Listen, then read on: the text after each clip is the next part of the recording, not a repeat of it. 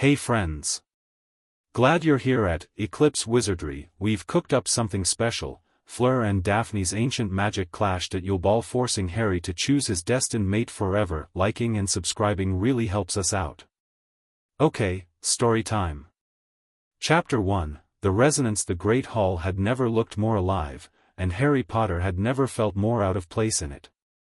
Every floating candle had been doubled, their light caught and scattered by enchanted frost crystals that drifted down from the ceiling like slow, glittering snow that never quite landed. The house tables were gone, replaced by dozens of smaller round ones draped in deep blue and silver cloth. The enchanted ceiling showed a midnight sky packed with stars so bright and dense they looked painted.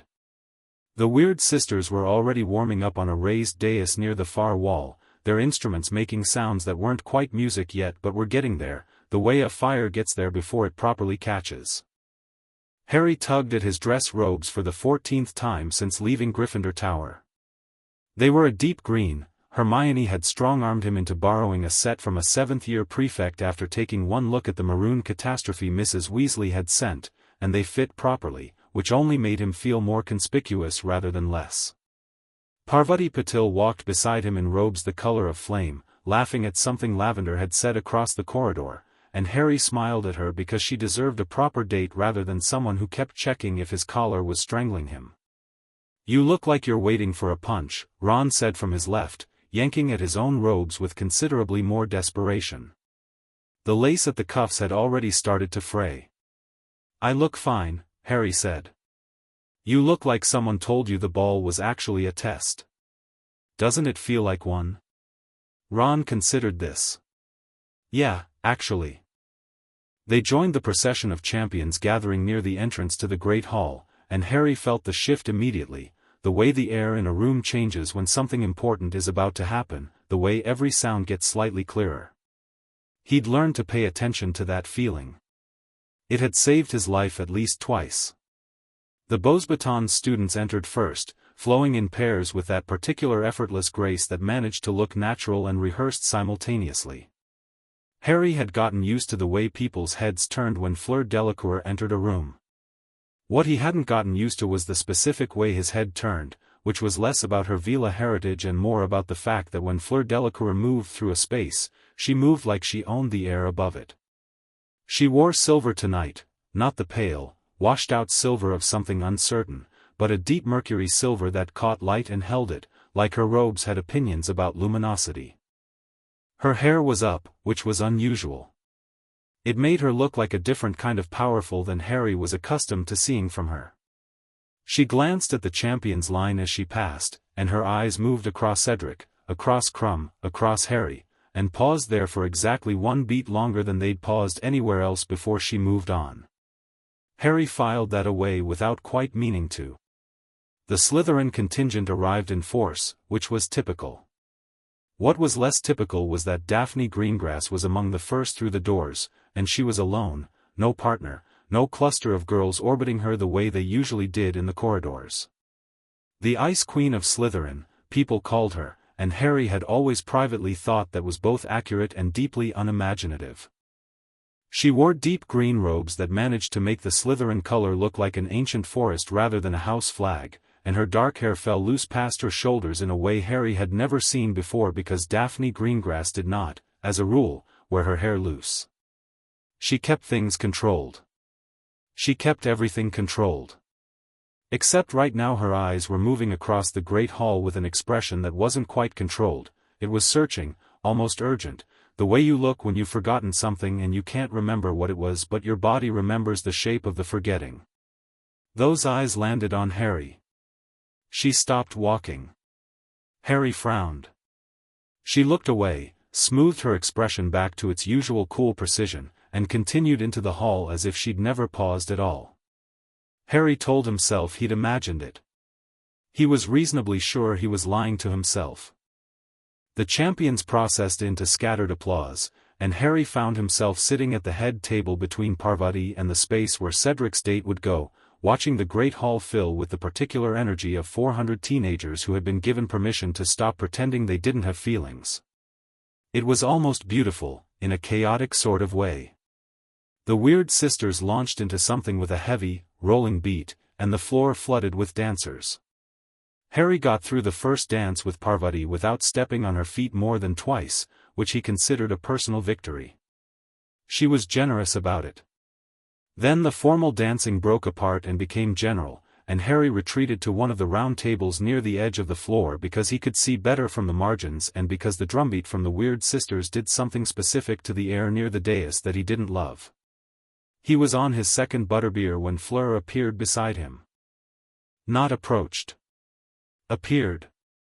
One moment the chair next to him was empty, the next she was in it, and Harry wasn't sure he'd have noticed the transition if he'd been watching for it. "You're Beauxbaton's partner," she said, without preamble, gesturing toward the dance floor where a tall seventh year from the Durmstrang ship was attempting to lead a laughing Beauxbaton's girl through something that looked more like a negotiation than a dance. "He is not very good." "Roger Davies," Harry said. "He's all right normally." "I think you made him nervous." Fleur tilted her head. "I make everyone nervous." "Not me." She turned to look at him properly then, and there was something sharp and curious in her expression that didn't match the polished armor she usually wore in public. "No," she said slowly, like she was testing the word. "Not you." "I noticed that." "Why?" "Probably because I've been nervous about things that could actually kill me," Harry said. "Sets a certain bar." She stared at him for a moment, then laughed, a real laugh, slightly startled, not the practiced musical sound she deployed in corridors. "That is either very stupid or very sane," she said. "Usually both, with me." "Harry Potter," she said, and the way she said his name was different from the way everyone else said it, less like a monument, more like a question she was genuinely curious about. "You are strange." "I get that a lot." She smiled, and it reached her eyes, and Harry noticed the way her hands were resting on the table, not relaxed, not quite. The fingers of her right hand were moving in a tiny, unconscious pattern against the tablecloth, tracing something too small to see, and there was a faint luminescence around them, like light seen through skin. He was about to ask about it when the chair on his other side was pulled out and Daphne Greengrass sat down with the kind of composure that suggested she sat down at tables with Harry Potter every evening and found the whole business thoroughly unremarkable. Harry looked at her. She looked at him. "Greengrass," he said. "Potter," she said. "This is my table. Tables in the Great Hall belong to no one. We're not in houses tonight."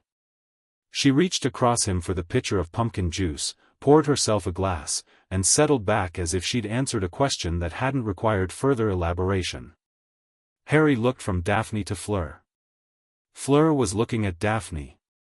Daphne was looking at her glass with total serenity. Something wordless and charged moved between the two of them, the specific electricity of two people who have clocked each other as significant without yet knowing why. "Do you know each other?" Harry asked. "We've been aware of each other," Fleur said carefully. "Since approximately first year," Daphne said. "But we haven't spoken." "We've had nothing to say," Daphne agreed. "Until tonight," Harry said. Both of them looked at him. Neither of them said anything, but the silence said a great deal. Harry took a sip of his butterbeer. "Okay."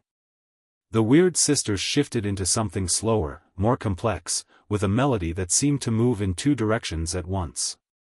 Half the dancers sighed and pulled their partners closer. The enchanted frost crystals overhead caught the slower tempo and drifted differently, tracing patterns in the cold candlelit air. Harry felt it before he understood it, a warmth in his left hand and a coolness in his right, each sensation distinct and specific and impossible, because he wasn't touching anyone. But the warmth felt like sunlight cut with ozone, the way the air smells before lightning, and the coolness felt like deep water in winter, impossibly clear. They were both beautiful and both slightly alarming, and they were coming from either side of him.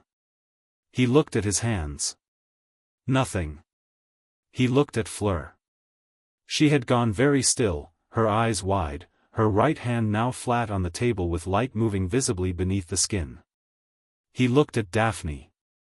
She had also gone still, and the cold had nothing to do with temperature. The air around her seemed to deepen, to develop weight, and her dark eyes were fixed on her own left hand with an expression that, on Daphne Greengrass's face, was the closest thing to alarm Harry had ever seen there.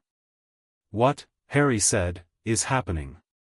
"I don't know," Fleur said, and the fact that she said it was more frightening than whatever was happening with the light, because Fleur Delacour did not say "I don't know" easily or often. "It started in September," Daphne said, very quietly, still looking at her hand. "When you came into proximity. The first Quidditch practice after the tournament was announced. You flew past the Slytherin stands and I thought," she stopped. "You thought what?" Harry asked. "I thought the entire world tilted 3 degrees to the left," she said flatly. "I didn't mention it because I don't mention things I can't explain." Harry turned to Fleur. She had the look of someone who had decided to be honest because the alternative was becoming useless. "The moment I arrived at Hogwarts," she said. "In the carriage. I was looking out the window and I saw the castle and then I saw," she met his eyes. "I saw you. Across the grounds. You weren't doing anything. You were just standing there looking up at the sky." She paused. "Something woke up," she said. "Inside me. Something old." The warmth in Harry's left hand intensified. The coolness in his right deepened. Around them, people were still dancing. The weird sisters were still playing. Neville Longbottom was somewhere behind them, having what looked like a triumphant conversation with a delighted Hannah Abbott, and none of them, had noticed what was happening at the small round table in the corner. Then the light in Fleur's hand moved. It traveled from her palm, along the table, and touched Harry's left hand, not her physically reaching for him, but the light itself, that golden warm Vela deep luminescence, moving across the tablecloth with quiet purpose.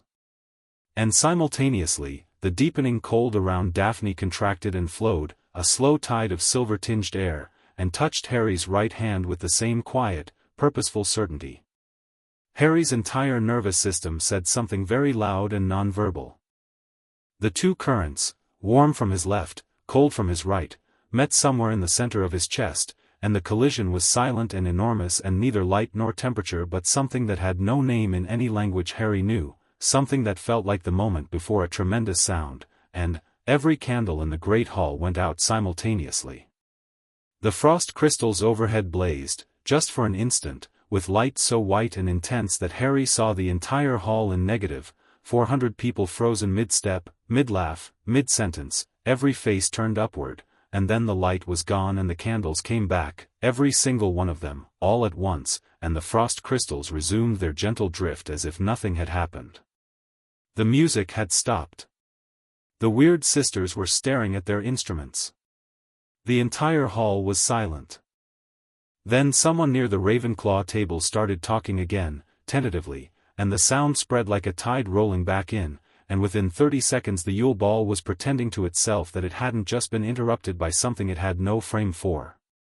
Harry's hands were warm and cold simultaneously. He looked at them. Fleur's light was gone, her hand flat on the table, her breathing careful and deliberate, her composure back in place but thinner than before, like a coat over a wound. Daphne had placed both hands in her lap. Her expression was perfect ice. Only her eyes gave her away, they were too bright, too present, the eyes of someone running fast calculations. "That's never happened before," Daphne said. "The light?" Harry asked. "The intensity." She looked at Fleur across him, and for the first time there was something in that look that wasn't competition or wariness, it was a grudging, reluctant recognition. "Your magic spoke to his." "And so did yours," Fleur said. "Yes. And they don't," Harry searched for the word. "They don't like each other." "They don't understand each other," Daphne corrected, and that distinction mattered to her, he could tell. "Mine is old. Greengrass bloodline magic. It hasn't manifested like this in 3 generations. Mine is Vela heritage," Fleur said. "Deep heritage. My grandmère said it would surface when it found. She stopped herself. Found what? Harry asked. She looked at him, and the candlelight did something complicated to her silver robes, and she said, with the careful neutrality of someone setting down something heavy, something worth protecting. The silence that followed that was a different kind of silence. Harry looked at Daphne. And yours?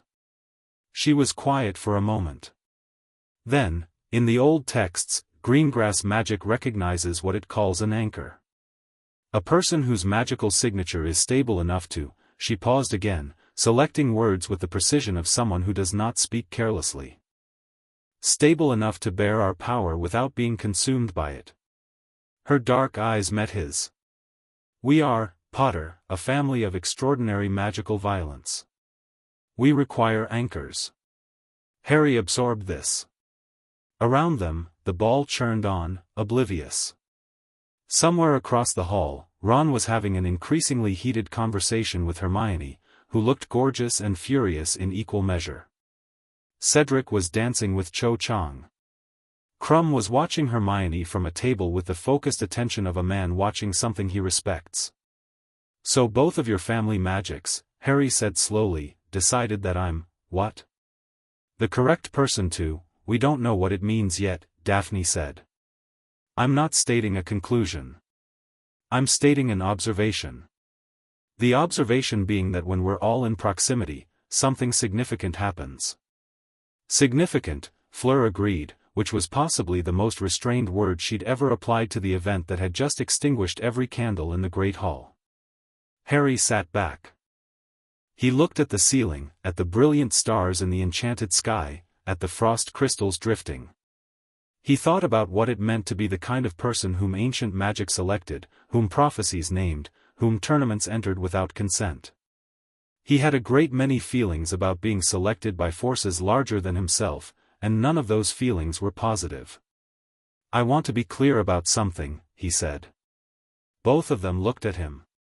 I'm not going to be pulled somewhere by magic like it's got a leash on me, Harry said. I've had enough of that. If something is happening, between us, or with these powers, or whatever this is, we're going to understand it first. Before anyone does anything. He looked at Fleur. Before anything gets decided. Fleur studied him. Something in her settled, some braced thing releasing. Agreed, she said. He looked at Daphne. She held his gaze for a long moment, and he had the distinct impression of a door opening slightly, not wide, not even halfway, just a crack of light at the edge. Agreed, she said. Good. Harry picked up his butterbeer. Now. Someone explain to me what bloodline magic actually is, because Hermione's mentioned it twice and I never asked and I'm starting to think I should have. Daphne looked at Fleur. Fleur looked at Daphne. Some negotiation happened without words, the first negotiation they'd conducted together, and it was messy and provisional and worked anyway. Bloodline magic, Daphne said, turning back to Harry with the air of someone who knows the subject thoroughly and has strong opinions about how it should be presented, is not the same as inherited talent. Every pureblood family has that. Bloodline magic is a continuous magical consciousness that runs through a family line and develops independently of the individual carrier. It learns. It remembers. My family's magic remembers every Greengrass who has ever lived, and every choice they made, and it is currently making decisions based on several centuries of accumulated data. That's terrifying, Harry said. Yes, Daphne agreed, without apology. Mine is different, Fleur said. Vila magic is, she made a gesture that tried to encompass something that didn't want to be encompassed. Vila were not always what we became. Before we became what humans call Vila, we were something else. My grandmère says we were made from fire that wanted to become feeling. Our magic is not memory. It is instinct made permanent. It does not think. It recognizes. And they're incompatible, Harry said. Memory and instinct.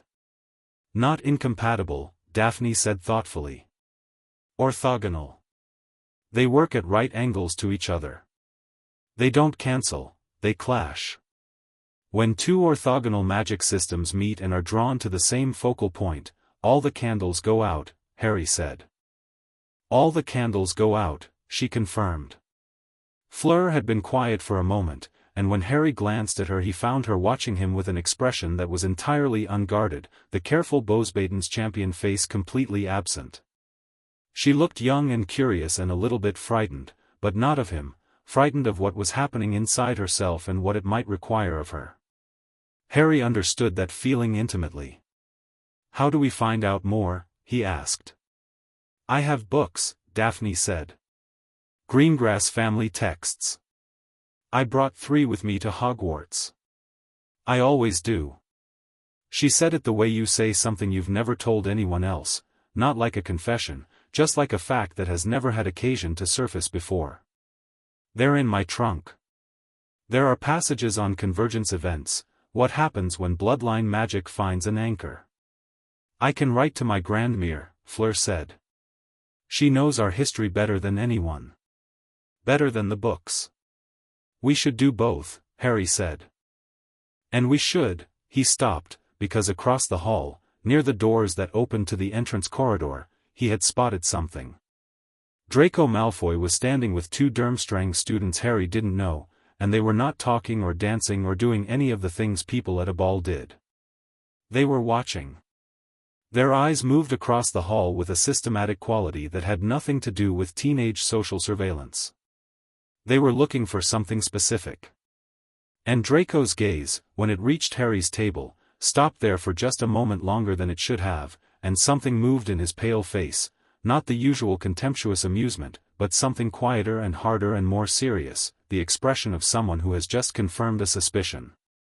Then he turned and led the 2 Durmstrang boys back through the doors and they were gone. Harry filed that away too. "We should be careful," he said, finishing his earlier sentence with a slight amendment.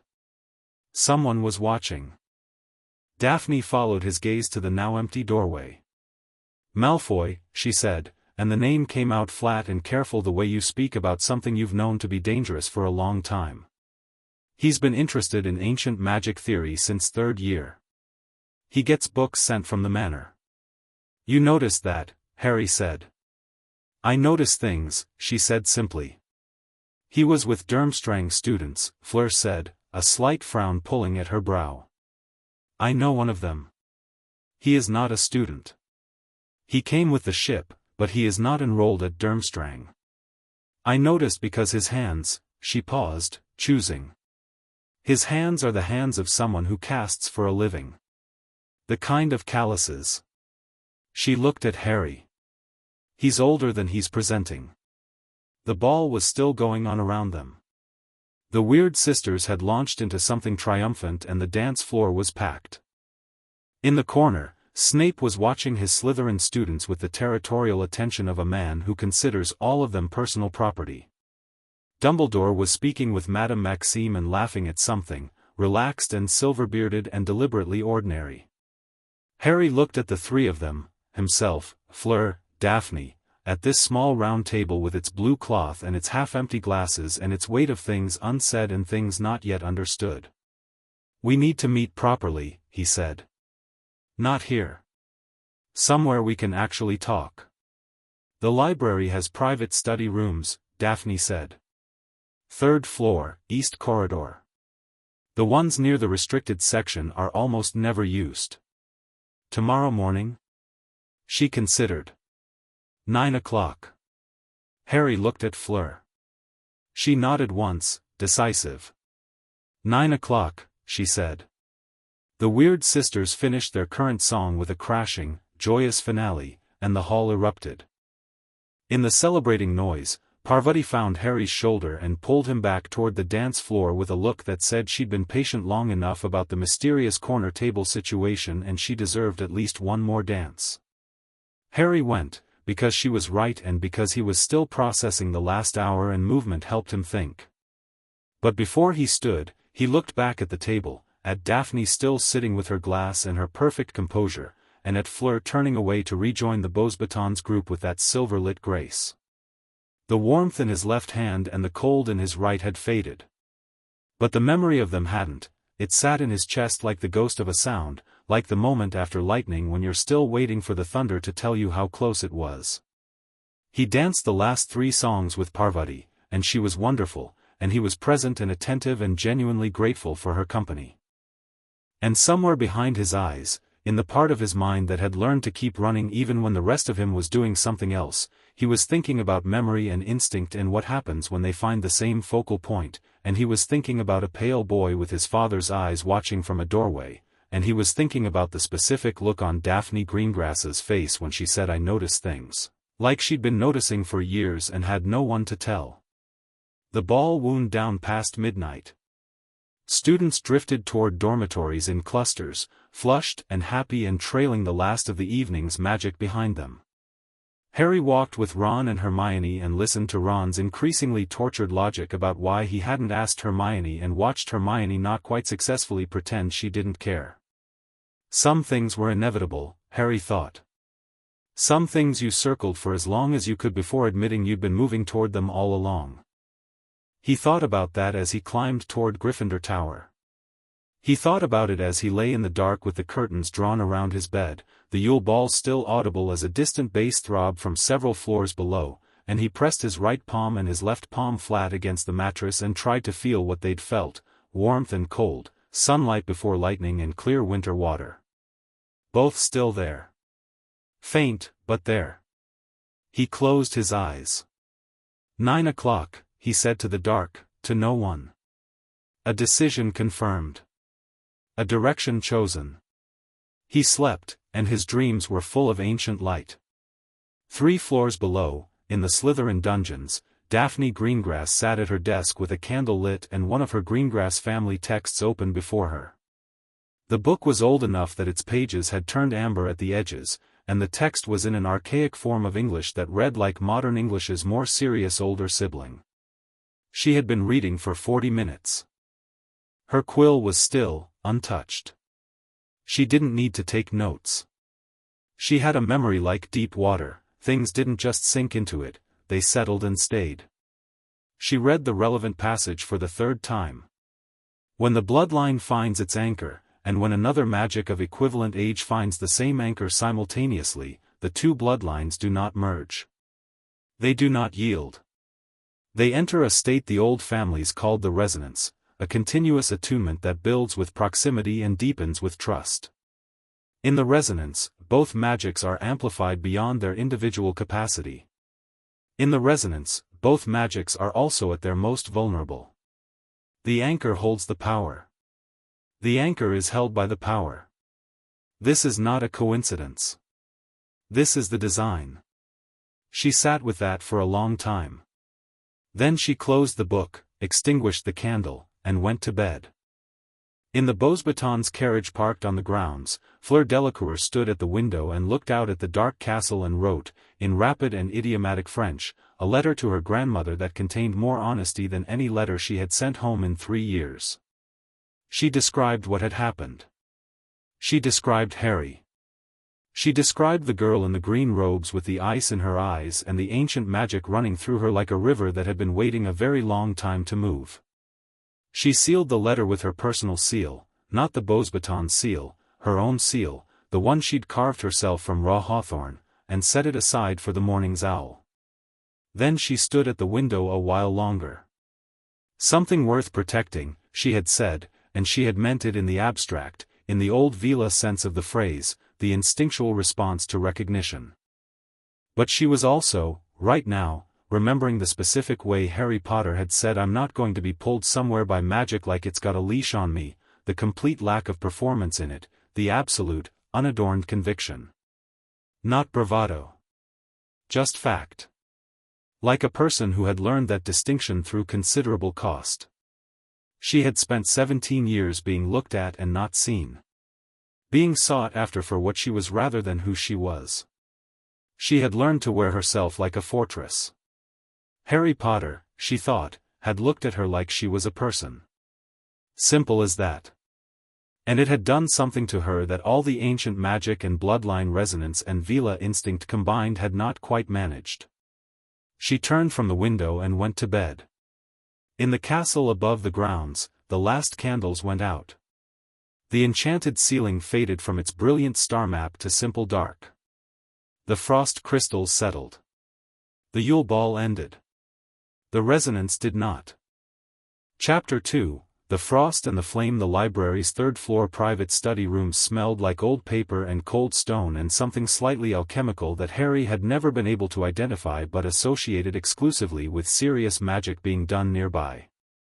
He arrived at 8:53, because he'd learned a long time ago that arriving early to things that mattered was better than arriving on time and discovering you'd already missed something. Daphne was already there. Of course she was. She'd taken the largest of the study tables and had 3 books open on it, 2 of them the amber-paged volumes Harry had half expected, one of them a more modern text with a dark blue cover and a title in Latin that he couldn't immediately parse. She had a quill moving when he walked in, annotating something in the margin of one of the old texts in handwriting so small and precise it looked typeset. She glanced up when he entered, acknowledged him with a slight lift of her chin, and went back to writing. Harry sat down across from her. He looked at the books. He looked at her. He thought about asking what she'd found and decided to let her finish the thought she was clearly still in the middle of. He lasted about 45 seconds. What did you find? She finished the sentence she was writing, set the quill down, and folded her hands on the table with the kind of precision that suggested she'd been organizing her thoughts for this conversation since approximately 1 in the morning. A great deal, she said. Most of it confirms the framework I described last night. Some of it is worse. Worse how? The resonance, which is what the old texts call what happened last night, isn't a single event. It's a process. It initiated last night when both magic signatures were in close proximity to the anchor simultaneously. Now that it's initiated, it will continue to develop whether we engage with it consciously or not. Distance slows it. Suppression, she paused, something shifting in her expression. Suppression is possible but not recommended. Why not? Because suppressed resonance turns inward, she said, with the flat tone of someone reading from a warning label. In every historical account I've found, witches or wizards who tried to forcibly halt the process after initiation ended up with their magic becoming erratic, volatile. In 3 documented cases. I don't need the cases, Harry said. So we can't stop it. We can manage it. Control the rate of development. That's why engagement and understanding are better than suppression. She tilted her head slightly. I want to be clear, Potter. I'm not telling you this as someone who has decided what she wants. I'm telling you this as someone who would like to understand the situation fully before anything is decided. Harry looked at her for a moment. You say that like you're expecting me to argue. Most people would find this information and decide immediately what it meant for them and proceed accordingly, she said. Most people don't have a lot of practice with prophecies and magical events they didn't choose, Harry said. She considered him. Something in her face did a very small thing, not quite a smile, but the precursor to one, the muscular preparation. No, she said. I suppose they don't. The door opened and Fleur came in, slightly flushed from walking quickly, carrying something wrapped in what looked like Bosbaden's crested cloth. She unwrapped it on the table to reveal a slim, leather-bound volume with gold lettering that Harry couldn't read because it was in French, accompanied by 3 sheets of parchment covered in dense, looping handwriting. My grandmère wrote back this morning, she said, sitting down without ceremony. By Phoenix Post. She was, a slight pause. She was not surprised. Harry looked at the parchment. She knew this might happen. She knew it had happened before. Fleur smoothed the first sheet flat. In our family. In 1743, a Delacour woman, her name was Celeste, experienced an identical initiation event. The accounts are different in the details but the essential structure is the same. 2 bloodline magics, 1 anchor. She glanced at Daphne.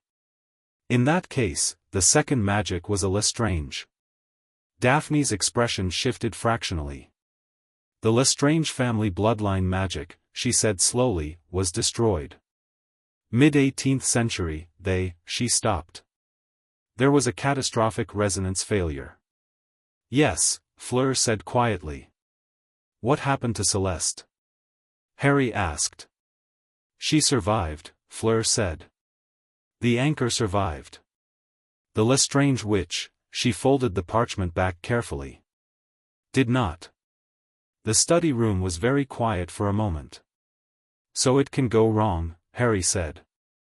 It can go catastrophically wrong if the two bloodline magics escalate without coordination, Daphne said. Her voice was level but her hands had stilled on the table in a way that told Harry she was keeping them still deliberately. If Greengrass magic and Vila magic amplify independently, in competition rather than in, she searched for the word. Harmony, Fleur supplied. Daphne looked like she had opinions about the word harmony but accepted it pragmatically. Then the resonance doesn't build, it fractures. And a fractured resonance in two high-density bloodline magics, can we skip to what we do about it? Harry said. Not dismissing the danger, just not interested in cataloging it when the alternative was addressing it. Both of them looked at him. Fleur had a slight smile at the corner of her mouth. Daphne had that near smile again. The texts are consistent on this, Daphne said. The anchor must maintain equal attunement with both magics. Not merge with either. Not prioritize either. The anchor is not a passive element, they must actively engage with both bloodline signatures, develop understanding of both, allow both to, she visibly did not enjoy the next phrase but said it anyway. Both to trust him. That's not a magical process, Harry said. That's just a human one. Ancient magic, Daphne said, is not interested in the distinction. Harry sat back and looked at the ceiling for a moment. The stone above was old Hogwarts stone, layered with centuries of magic, and he could feel it the way he always could in quiet moments, a low, structural hum, like the castle breathing. He was 14 years old and he was sitting in a library study room with two remarkable women and 3 books of ancient magic in a process that had apparently been building since September and which now had a name and a history and at least one catastrophic precedent. He brought his gaze back down. Right, he said. Then we do it properly. What does attunement actually involve? Fleur opened her grandmother's letter again. According to Grandmere, the anchor must spend time in the presence of each magic separately before the 3 can work together. The bloodline magics need to, she says, introduce themselves to the anchor. Independently. So there's no competition. Time, Harry said. Time together. Yes. He looked at Daphne. She met his eyes with complete equanimity. I'm aware of what that means for my social landscape, she said dryly. A Slytherin spending deliberate time with Harry Potter. I expect I'll survive the commentary. Harry almost smiled. I wasn't worried about you. You shouldn't be. I was going to say I was worried about what it means for mine. Spending time with the Ice Queen of Slytherin. There was a half-second beat, and then Daphne said, with perfect calm, that nickname is deeply unimaginative. I know, Harry said. I've always thought so. She looked at him. The near smile arrived and stayed slightly longer this time, maybe 3 seconds, before she collected it and put it away. But he'd seen it, and he had the feeling it didn't come out very often. Fleur was watching this exchange with an expression that combined amusement and something more careful, the look of someone recalibrating. The attunement should happen in pairs, she said, returning them to the matter at hand with light efficiency. Harry and I, separately. Harry and Daphne, separately. Before the 3 of us work together. She looked at Daphne. You have no objection? I have many questions and no objections, Daphne said. You? The same, Fleur said, and there was a precision to it that suggested she was choosing to be honest about the questions rather than perform serenity she didn't feel. Then we start today, Harry said. Fleur, you have Beauxbatons practice this afternoon? Until 4. Evening, then. After dinner. The courtyard near the greenhouses, there's a covered section that's usually empty. Fleur nodded. He looked at Daphne. Tomorrow morning? Same time, same place as this. Yes, she said. And Potter. She closed the Greengrass text with a quiet finality and looked at him with those two clear dark eyes. Whatever this process requires, I intend to approach it the same way I approach everything. Thoroughly. I don't do things halfway. Neither do I, Harry said. Something settled between them, not romantic, not yet anything with a name, but substantial. An agreement between two people who mean what they say. Good, she said, and began gathering her books. They dispersed into the Saturday morning of the castle, 3 people moving carefully in new directions, and the library settled back into its old paper silence. Harry had approximately 6 minutes of solitude before Ron found him in the corridor outside and fell into step beside him with the energy of a man who had questions and has been waiting to deploy them since last night. Right, Ron said. Greengrass and Delacour. At your table. For most of the evening. Together. Yes, Harry said. At your table. That's what I said. Harry.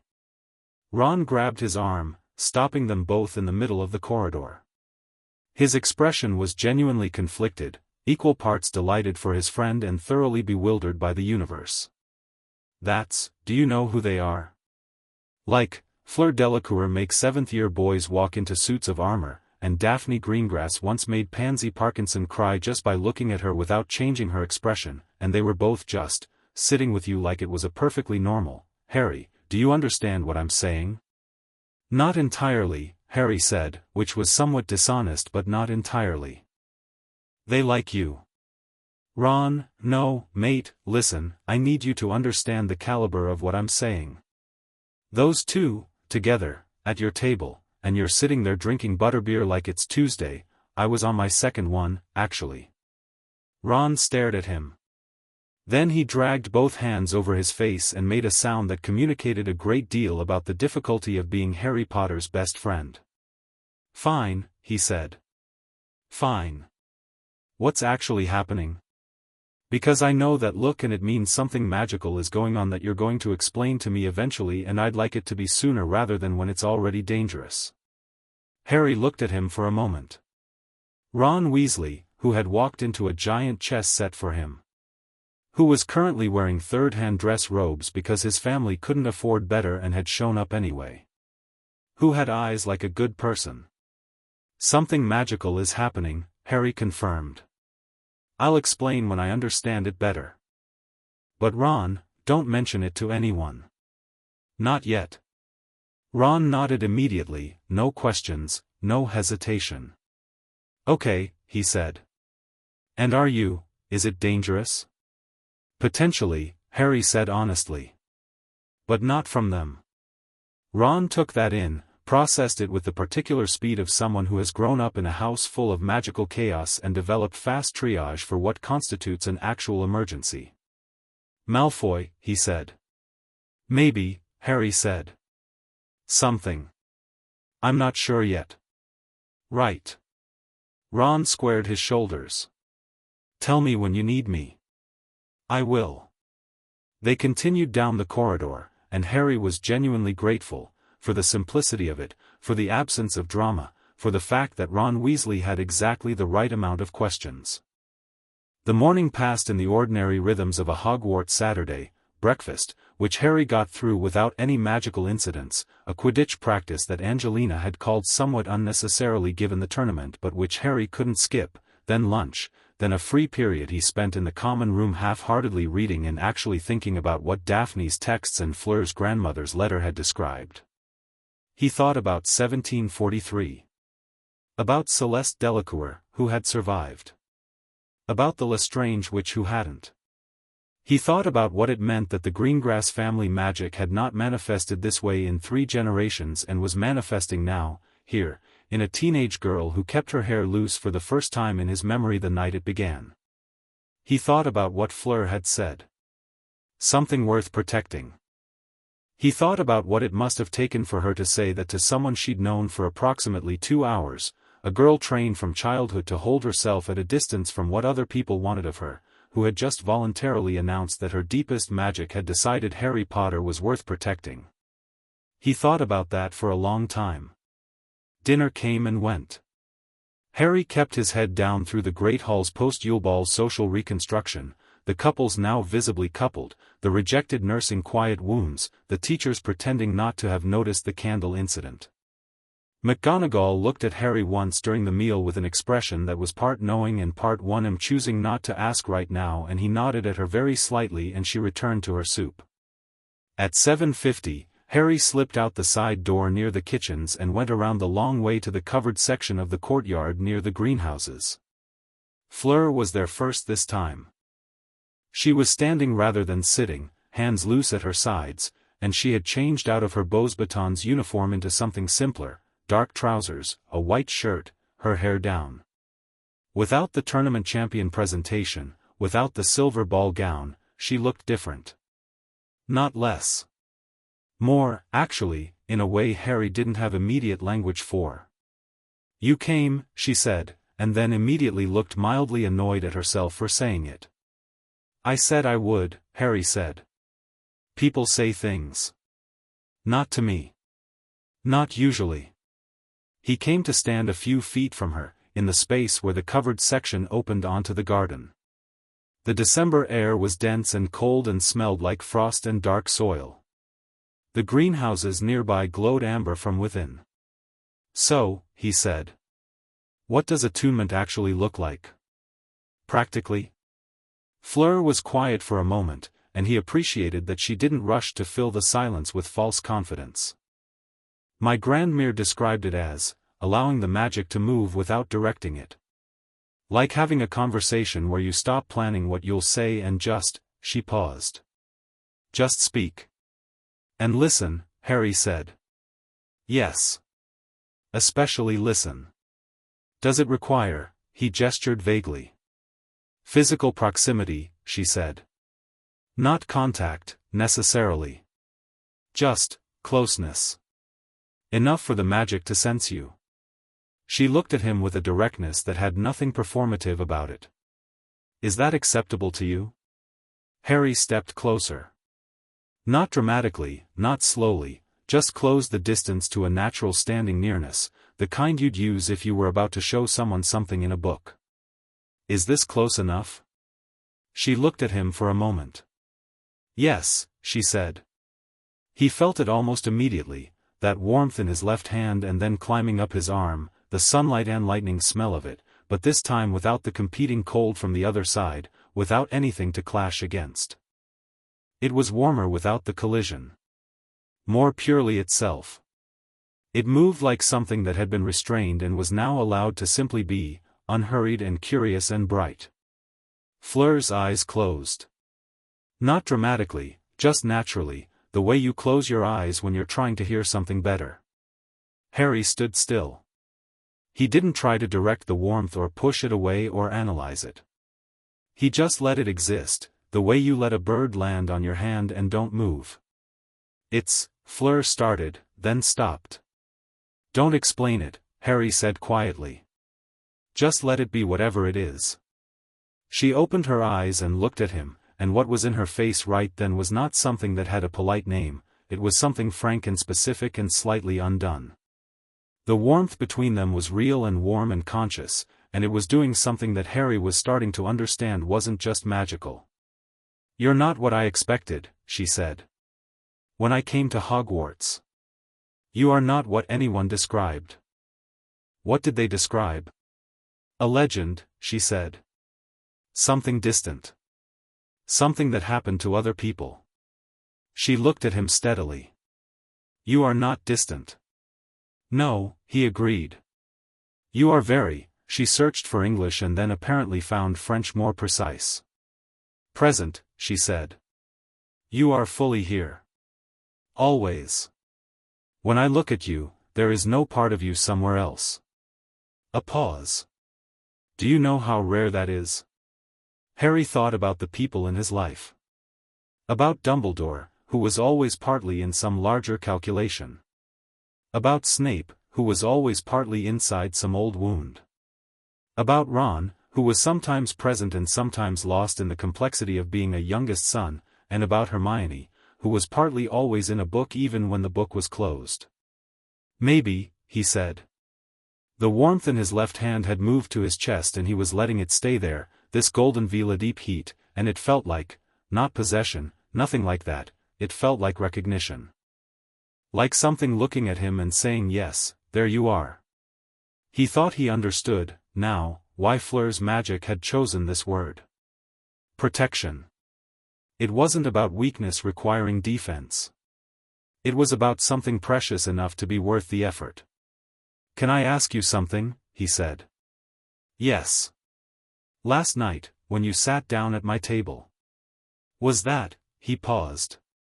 Was that the magic, or was that you? She thought about this with genuine seriousness. Both, she said finally. The magic noticed you first. But I, a slight, honest laugh. I had been noticing you since September, and finding reasons not to act on it, because Fleur Delacour does not simply sit down next to boys she finds interesting. There are too many of them and most of them want the wrong things from me. She met his eyes. But the magic made the decision clearer.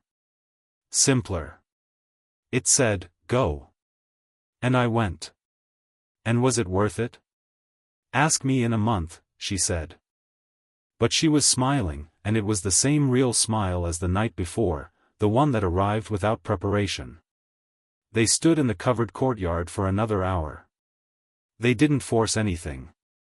They talked, sometimes about the tournament, sometimes about magic, once about bows batons and what it was like to be educated in a castle that had no ghosts and treated ambition as neutral rather than suspect. Harry talked about Quidditch in a way he almost never did with people who wanted to be impressed by it, just the part he actually loved, the part where the whole world got very simple and very fast and nothing existed except the next decision. Fleur listened to that with real attention and said yes when he finished, like he'd confirmed something she'd suspected. The warmth between them was steady by the time he walked back to Gryffindor Tower. Not burning, not wild, steady. Like a fire that had been burning long enough to know how to burn. The next morning Harry was at the library study room at 8:45 and Daphne arrived at exactly 9, which he was beginning to understand was her version of being there first. She was never late and never early because she found both states inefficient. Good morning, she said, setting her bag down and sitting across from him. Morning, Harry said. Different approach today. No books. She looked at him with the expression of a woman who has brought books and considers them fundamental to most situations. Why? Because we're not doing research right now. We're doing attunement, and Fleur's grandmother said it's a conversation, not a lecture. He folded his hands on the table. So. Talk to me. She looked at him steadily for a moment. About what? Anything. Something true. Daphne regarded him. He could see her calculating, not dishonestly, just with the precision of someone who has learned to be careful about what she reveals and to whom.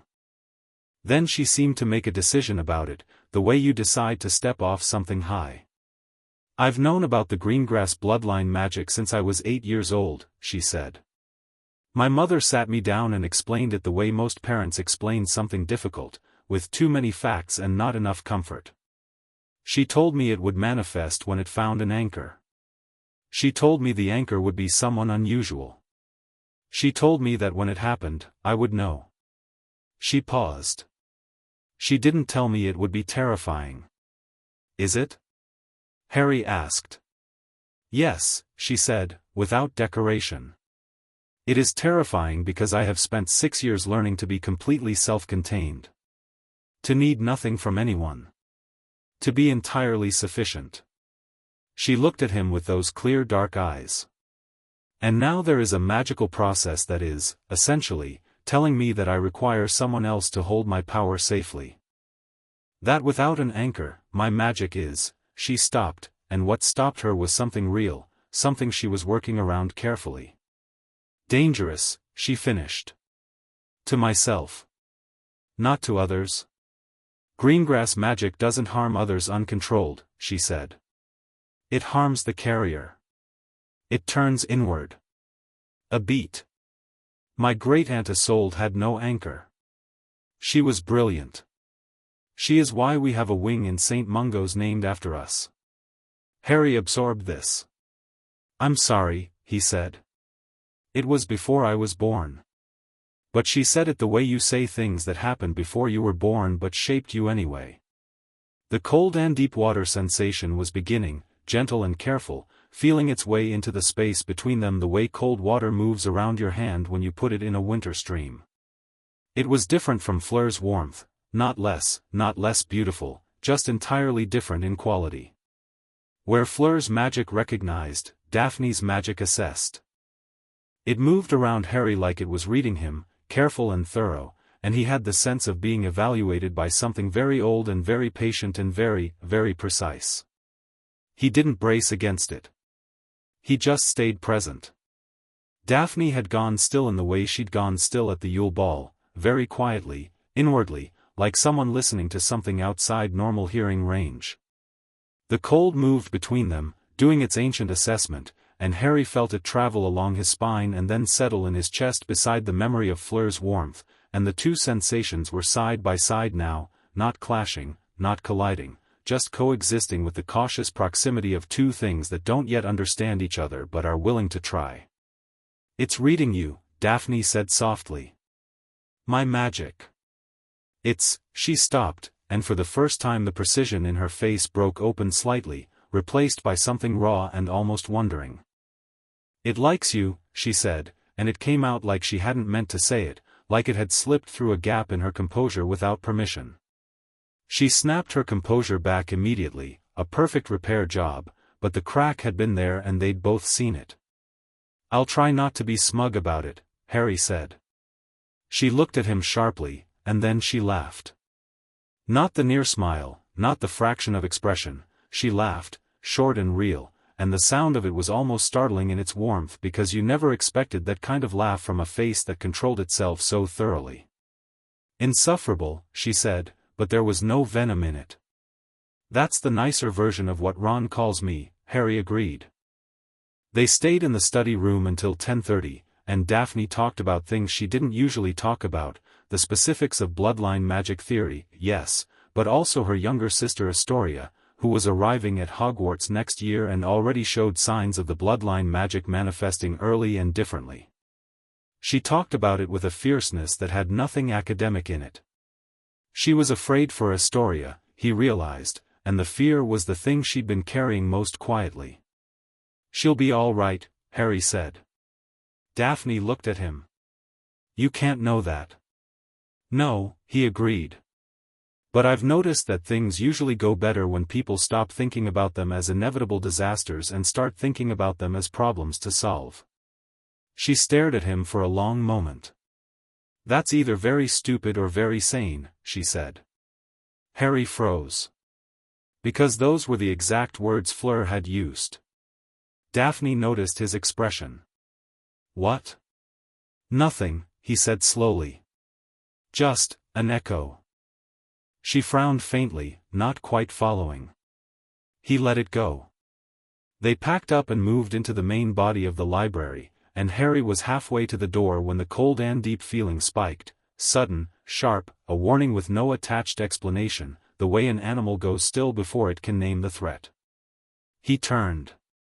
Draco Malfoy was at the far end of the library, between the shelves, with a book open in his hands. He was looking at it. But he'd positioned himself with a clear sightline to the study room corridor, and Harry had been around enough people who were watching without appearing to watch that he recognized the posture immediately. Daphne had followed his gaze.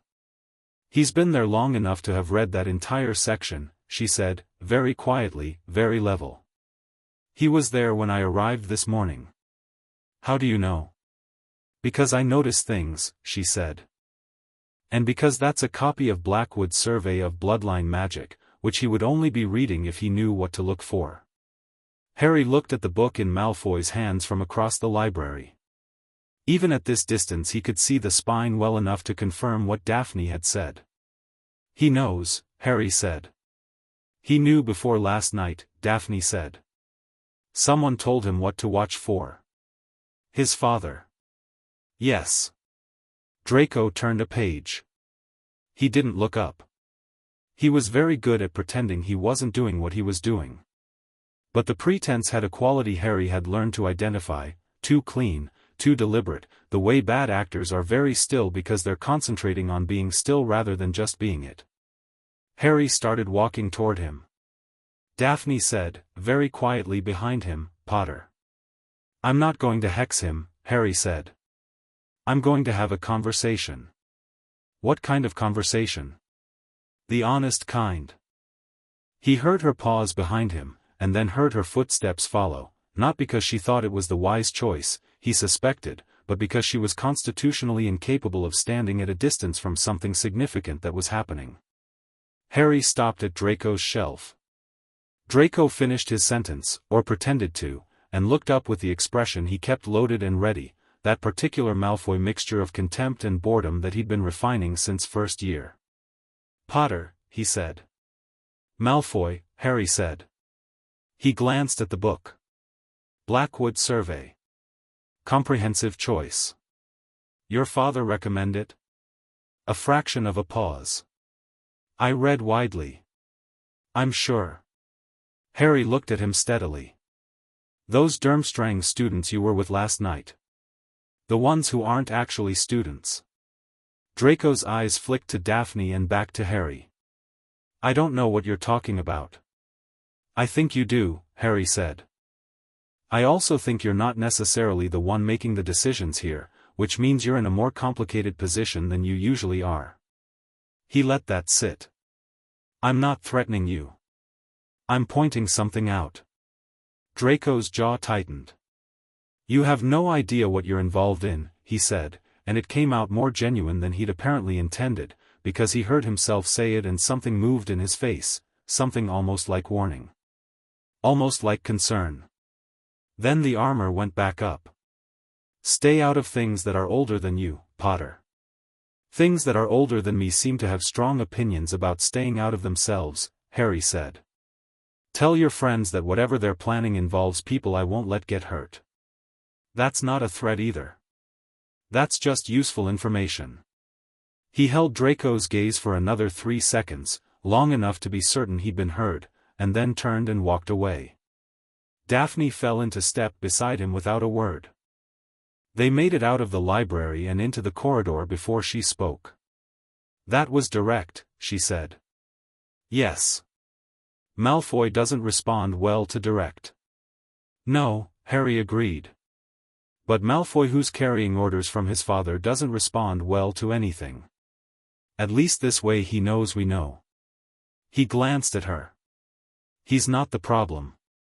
He's the extension of the problem." "Lucius," Daphne said. "Who understood what was happening last night fast enough to have a plan," Harry said. "Which means he was watching for it. Which means someone tipped him off that the tournament conditions might trigger a resonance." He looked at her. "Who knows enough about bloodline magic to predict that?" Daphne was quiet for 3 steps. "Someone with access to the old family texts," she said. "And the theoretical knowledge to model the conditions. There are very few people living with that combination." Another step. "One of them is my father." Harry looked at her. "I'm not saying my father is involved," she said, with careful precision. "I'm saying the circle of people with the relevant knowledge is small.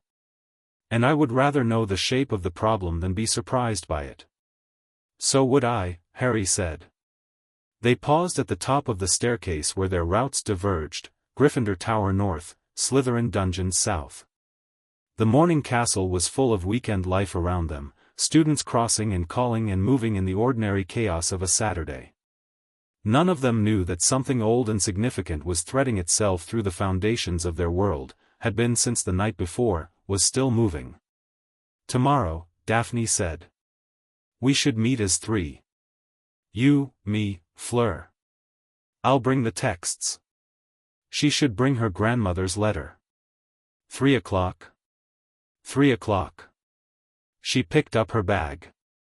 "Potter." She paused. "You handled Malfoy correctly. Direct but not provocative. He needed to know we're not operating blind." Coming from Daphne Greengrass, Harry suspected, this was approximately the equivalent of someone else writing him a sonnet. "Thanks," he said. She turned and went down the stairs, her dark hair moving, her posture perfectly composed, and Harry watched her go with the cool water feeling still present in his chest, steady and ancient and waiting. He turned north toward Gryffindor Tower and had made it exactly halfway before Hermione ambushed him from a side corridor with a look on her face that suggested she had been waiting specifically in that location, which she had. "The private study room, 3rd floor, east corridor," she said, falling into step with him at a pace that suggested she'd been walking with purpose for some time. "Which you used this morning with Daphne Greengrass. And last night in the courtyard with Fleur Delacour." She gave him a precise, searching look. "And something happened at the ball, the candles, which wasn't a malfunction. McGonagall's face during dinner was far too controlled for it to have been a malfunction, and you knew something about it and you've been thinking ever since." She paused. "Tell me everything." Harry opened his mouth, and closed it again, and then said, "If I explain this, will you help me research it without making it weird?" "That depends on what it is." "Ancient bloodline magic, a convergence event, and someone, possibly connected to the Malfoys, who knew enough to watch for it and is now positioned to interfere." Hermione stopped walking. She stared at him.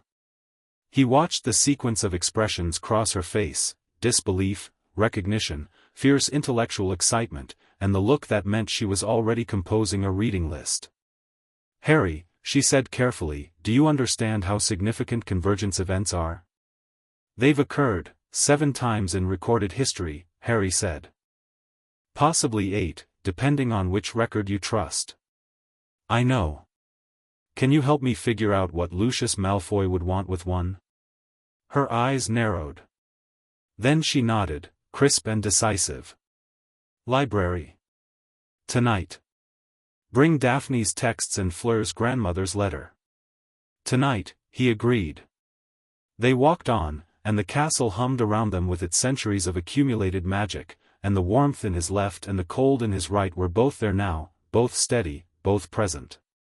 Parallel and distinct, waiting to learn how to be something more. Chapter 3, The Blood Price. Hermione had found 4 relevant texts by Sunday evening, which was either impressive or alarming depending on how you felt about the restricted sections locking charms, which she had apparently navigated with a combination of a 6th-year prefect's borrowed permission slip and what she described as a reasonable interpretation of the rules, and what Harry would have described as highly motivated rule-bending. She spread everything across the large table in the study room at 7 o'clock, and Fleur and Daphne arrived within 2 minutes of each other, which produced a brief moment in the doorway where they both paused and something negotiated itself silently, and then they both came in and sat down with the particular composure of 2 people who have decided to be adults about something. Hermione looked at them. She looked at Harry. She opened her mouth. "Hermione," Harry said.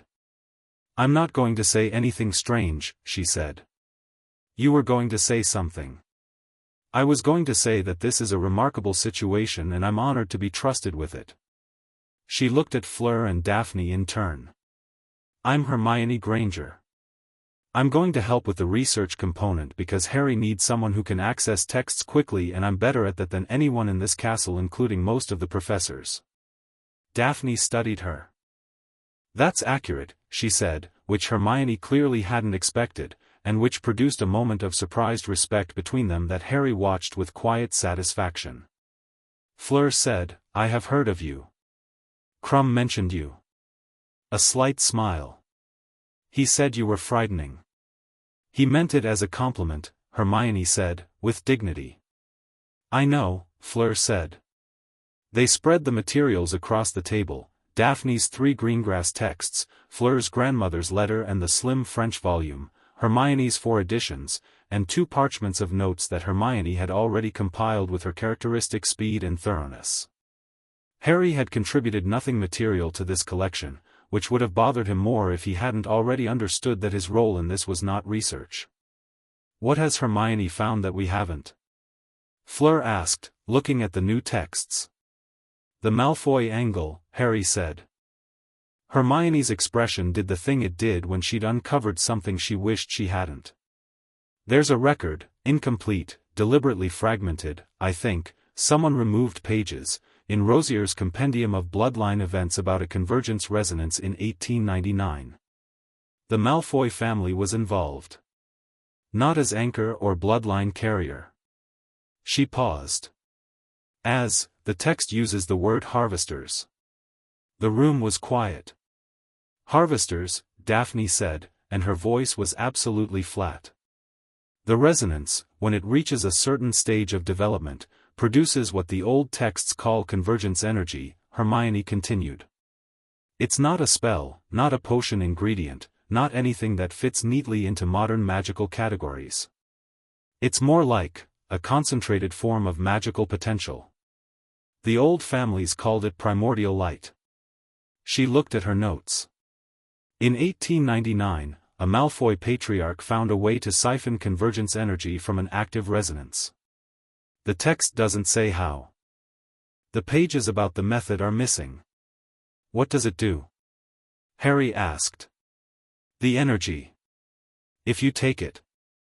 Hermione looked at him with the expression she wore when the answer was worse than the question. "It can be used to fuel a resurrection ritual," she said. "Not any resurrection ritual. Specifically the kind that requires." She stopped and pushed the parchment toward him. Harry read the relevant line. Then he read it again. Then he put the parchment face down on the table and sat for a moment with the specific cold clarity that came over him when things he'd suspected became things he knew. "Voldemort," he said. No one flinched. Daphne's expression didn't change. Fleur absorbed it with a slight tightening around her eyes and nothing else. Hermione had already processed it and was past the flinching stage. "The resurrection ritual Pettigrew is working toward," Harry said. "Dumbledore suspects it requires an enormous sustained power source. Something that can't be manufactured, only found. Or created," Daphne said. "By triggering the right conditions." She sat very still. "The tournament. The specific conditions of the tournament, champions from multiple schools, ancient wards stressed by the tasks, Hogwarts at full magical capacity." She looked at Fleur. "A Vila bloodline carrier." She looked at herself, briefly, in the way you look at yourself when you're doing something you don't enjoy. "A Greengrass bloodline carrier." "And Harry," Fleur said quietly. "As the anchor." "But not just any anchor," Hermione said, and her voice had gone careful in a way that meant she'd found something she wasn't sure how to say. "I found a reference, it's in the oldest of these, Blackwood's original manuscript, not the survey edition." She pulled a worn text forward, opened to a marked page. "The anchor in a convergence resonance must have a magical signature of unusual depth and age. The text says, the anchor must carry ancient magic in their own right, or the resonance cannot achieve the intensity required for convergence energy to be produced." "I carry ancient magic," Harry said. "Yes," Hermione said. "Your mother's sacrifice. Love magic. Which is possibly the oldest magic in existence." She met his eyes. "Harry. Lucius Malfoy didn't just see an opportunity at the Yule Ball. He engineered the conditions for it.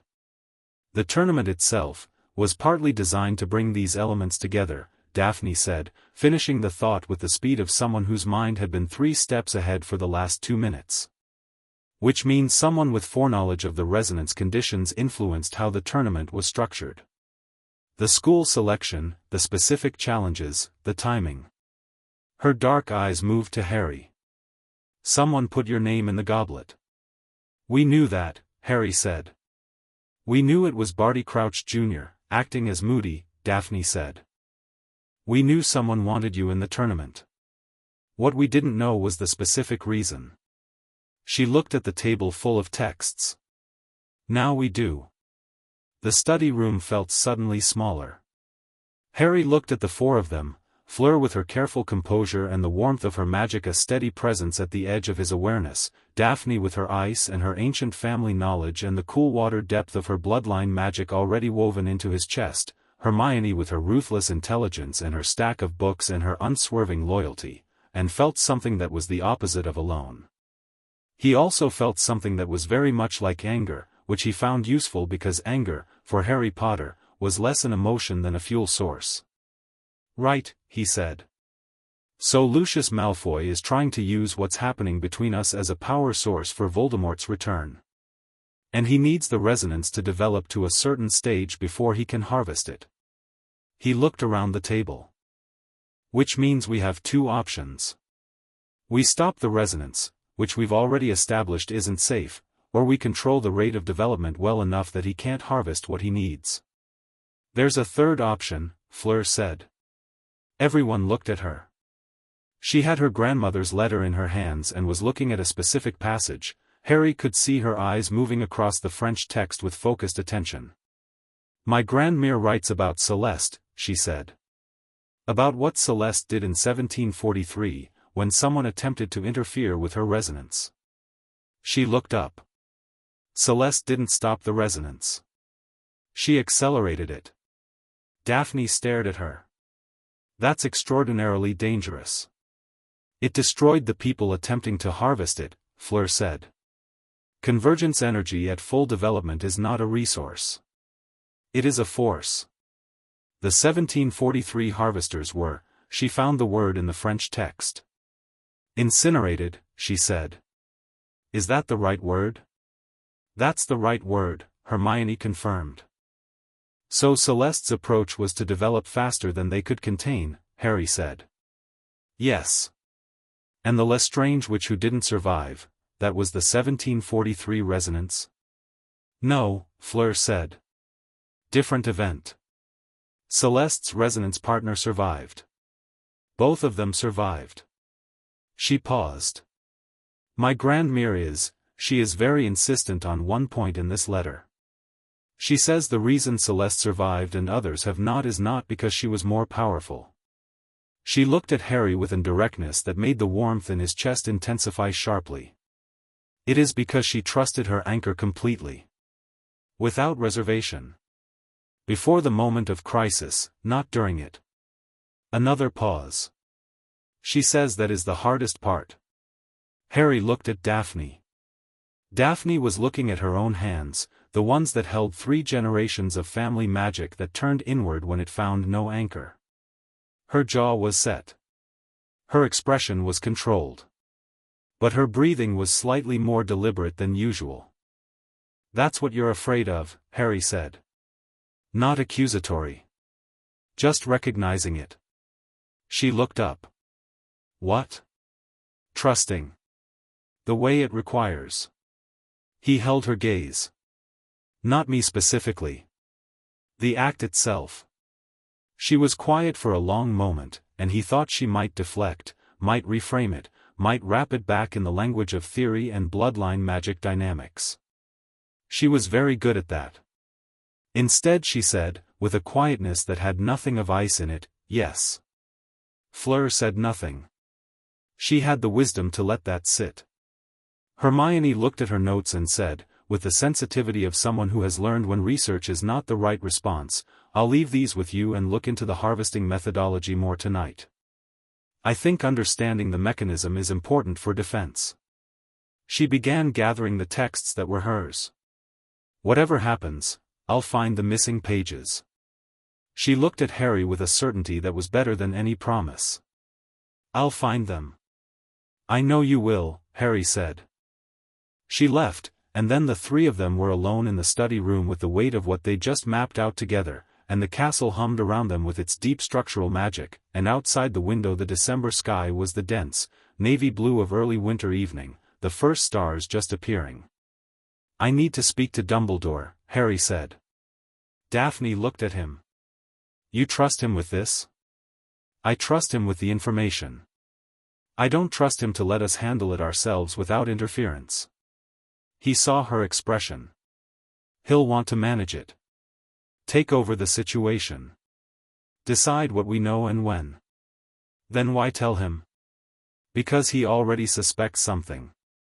Because he's been watching me since September with that particular face he uses when he knows more than he's saying, and he's waiting to see if I'll bring it to him.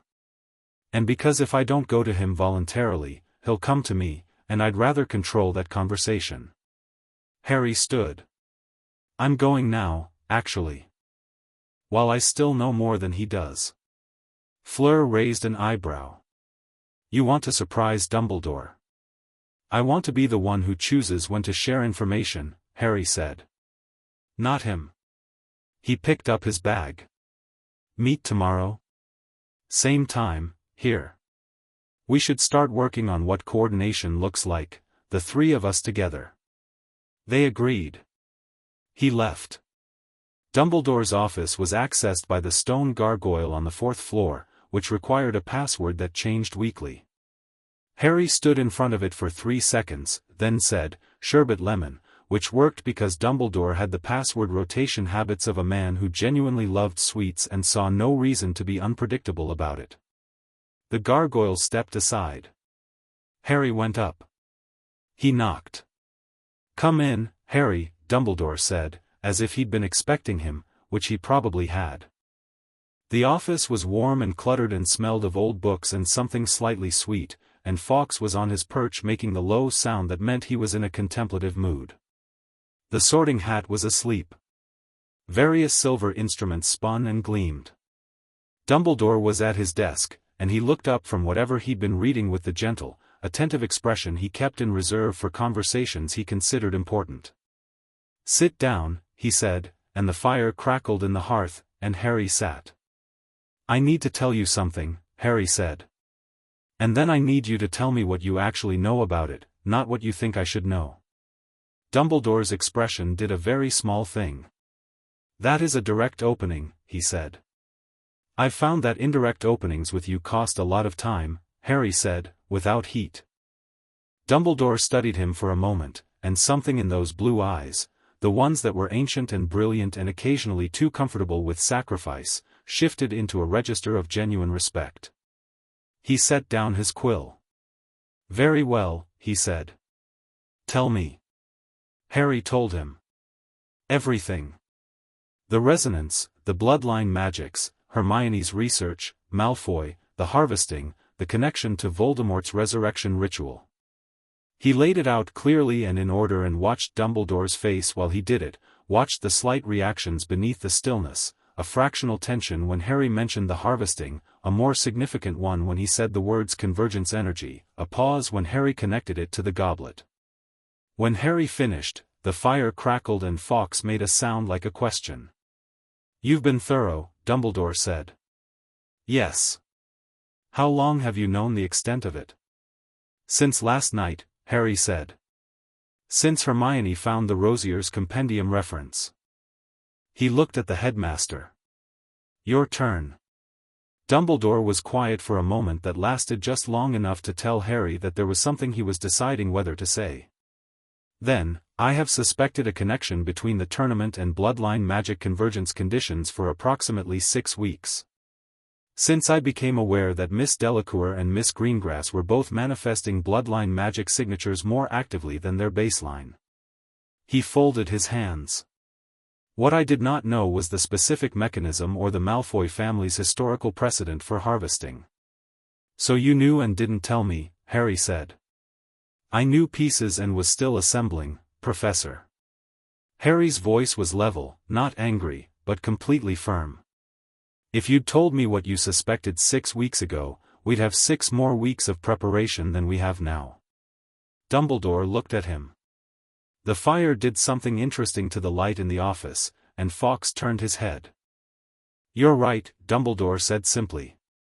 Harry had been prepared for a longer argument. He sat with the straightforward acknowledgement for a moment. "Okay," he said. You have also, may I say, assembled a remarkable team in a very short time. I know, Harry said. Miss Granger, Miss Greengrass, Miss Delacour. A pause. You're aware of the magnitude of what you're dealing with.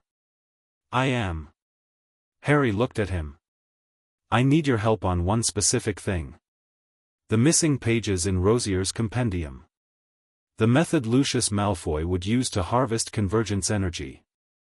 Hermione is looking, but those pages were removed deliberately and they've likely been removed from every accessible copy. They exist, Dumbledore said, with the certainty of a man who has a very large library and a very long memory. I have a complete copy of Rosier's original manuscript. In this office. He rose and moved to the shelves behind his desk with a purpose that suggested he knew exactly where it was. He did. He returned with a slim volume bound in dark red leather and set it on the desk in front of Harry. Pages 93 through 98, he said. Harry opened it. The harvesting method was not what he'd expected, which was always the most dangerous kind of thing to find. He'd expected a ritual, something complex and staged. Instead, he found 3 paragraphs of dense, technical magical theory that described a process more like surgery than ritual. Precise. Targeted.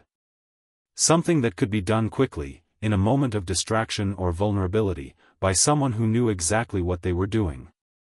He read it 3 times. It requires physical contact, he said.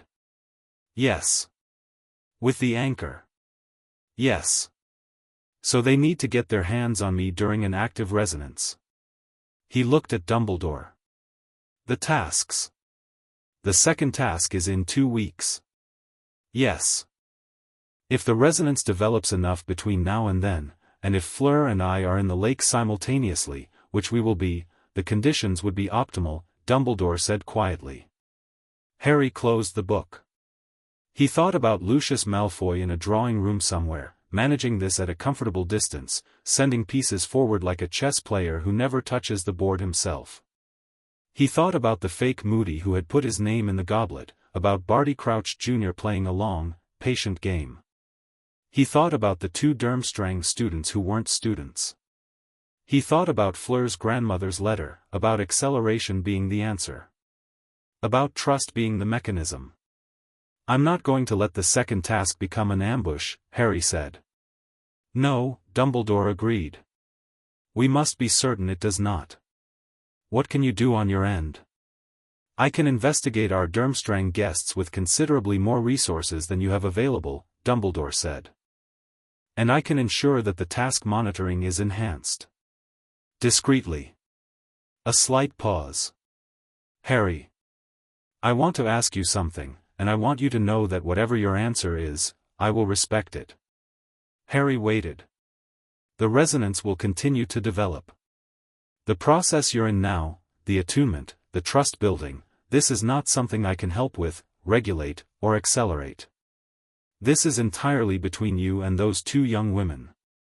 He met Harry's eyes. I want to ask, are you in this willingly? Fully? Not because the magic requires it, not because the threat demands it, but because you, yes, Harry said. Dumbledore looked at him carefully. I've spent 4 years having things happen to me, Harry said.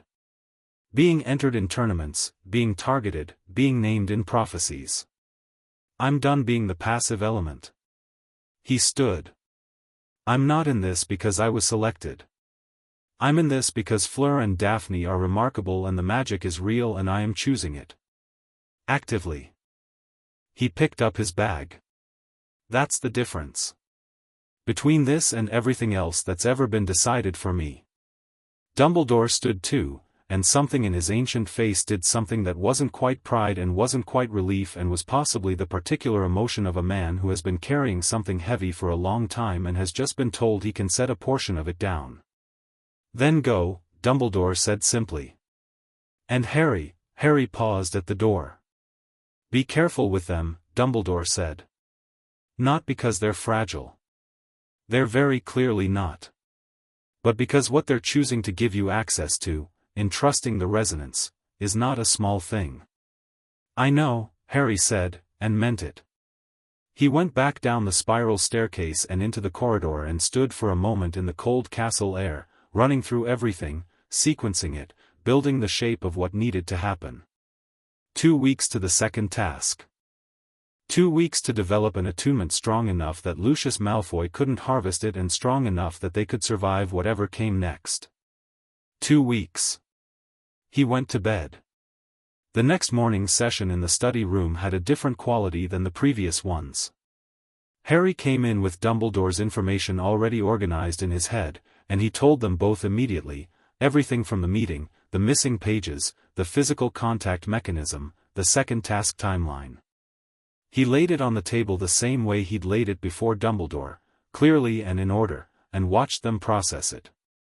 Daphne's reaction was almost entirely internal.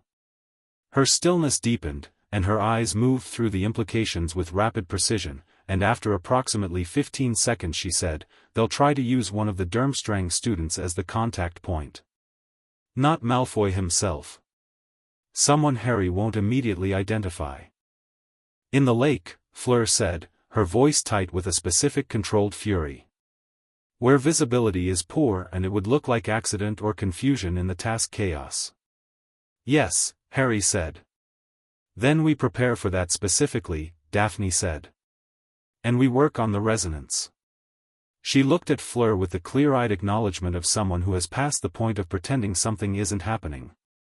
"My Grandmare's letter described acceleration. What does it require practically?" "The three of us working together," Fleur said. "Which we haven't done yet." She looked at Harry. "The separate attunements are the foundation. They need to be stronger before, then let's make them stronger," Harry said. They worked for 3 hours that morning. Harry sat between them at the study table and let both magics move without directing them, which was a stranger experience than either individual attunement had been because the two presences were so completely different, Fleur's warmth living in his left side and Daphne's cool depth in his right, and yet somehow complementary in the way that things which are not similar can still be right together. The way silence and music are both necessary to a good song. He talked to them while the magic settled. Not about the threat or the task or the theory. He talked about the first time he'd flown a broomstick, the actual felt experience of it, the lurch of the world dropping away and the sky arriving, and how his whole body had made a decision in that moment that it was meant for this particular combination of speed and height and absolute clarity. He talked about the Chamber of Secrets, not as a heroic narrative but as the actual interior experience, terrified and not paralyzed by the terror, fear operating as information rather than instruction, the sword in his hand feeling like an extension of something that had always been there. He didn't know why he was telling them these things specifically. The magic seemed to know, because with each real thing he said the warmth and the cold in his chest deepened and steadied, and somewhere around hour 2 Fleur made a small sound and pressed her right hand flat on the table and light moved along her fingers in a pattern that was visibly different from what it had been at the Yule Ball, not the startled flare of the unexpected but something deliberate and known. "Your magic," Daphne said, looking at Fleur's hand. "It's learning him," Fleur said quietly. "The specific signature." Daphne closed her eyes and Harry felt the cool water sensation move more deeply than it had before, down into something that wasn't just his chest but his bones, his magical core, reaching for the same signature that Fleur's magic was learning. It was not an invasion.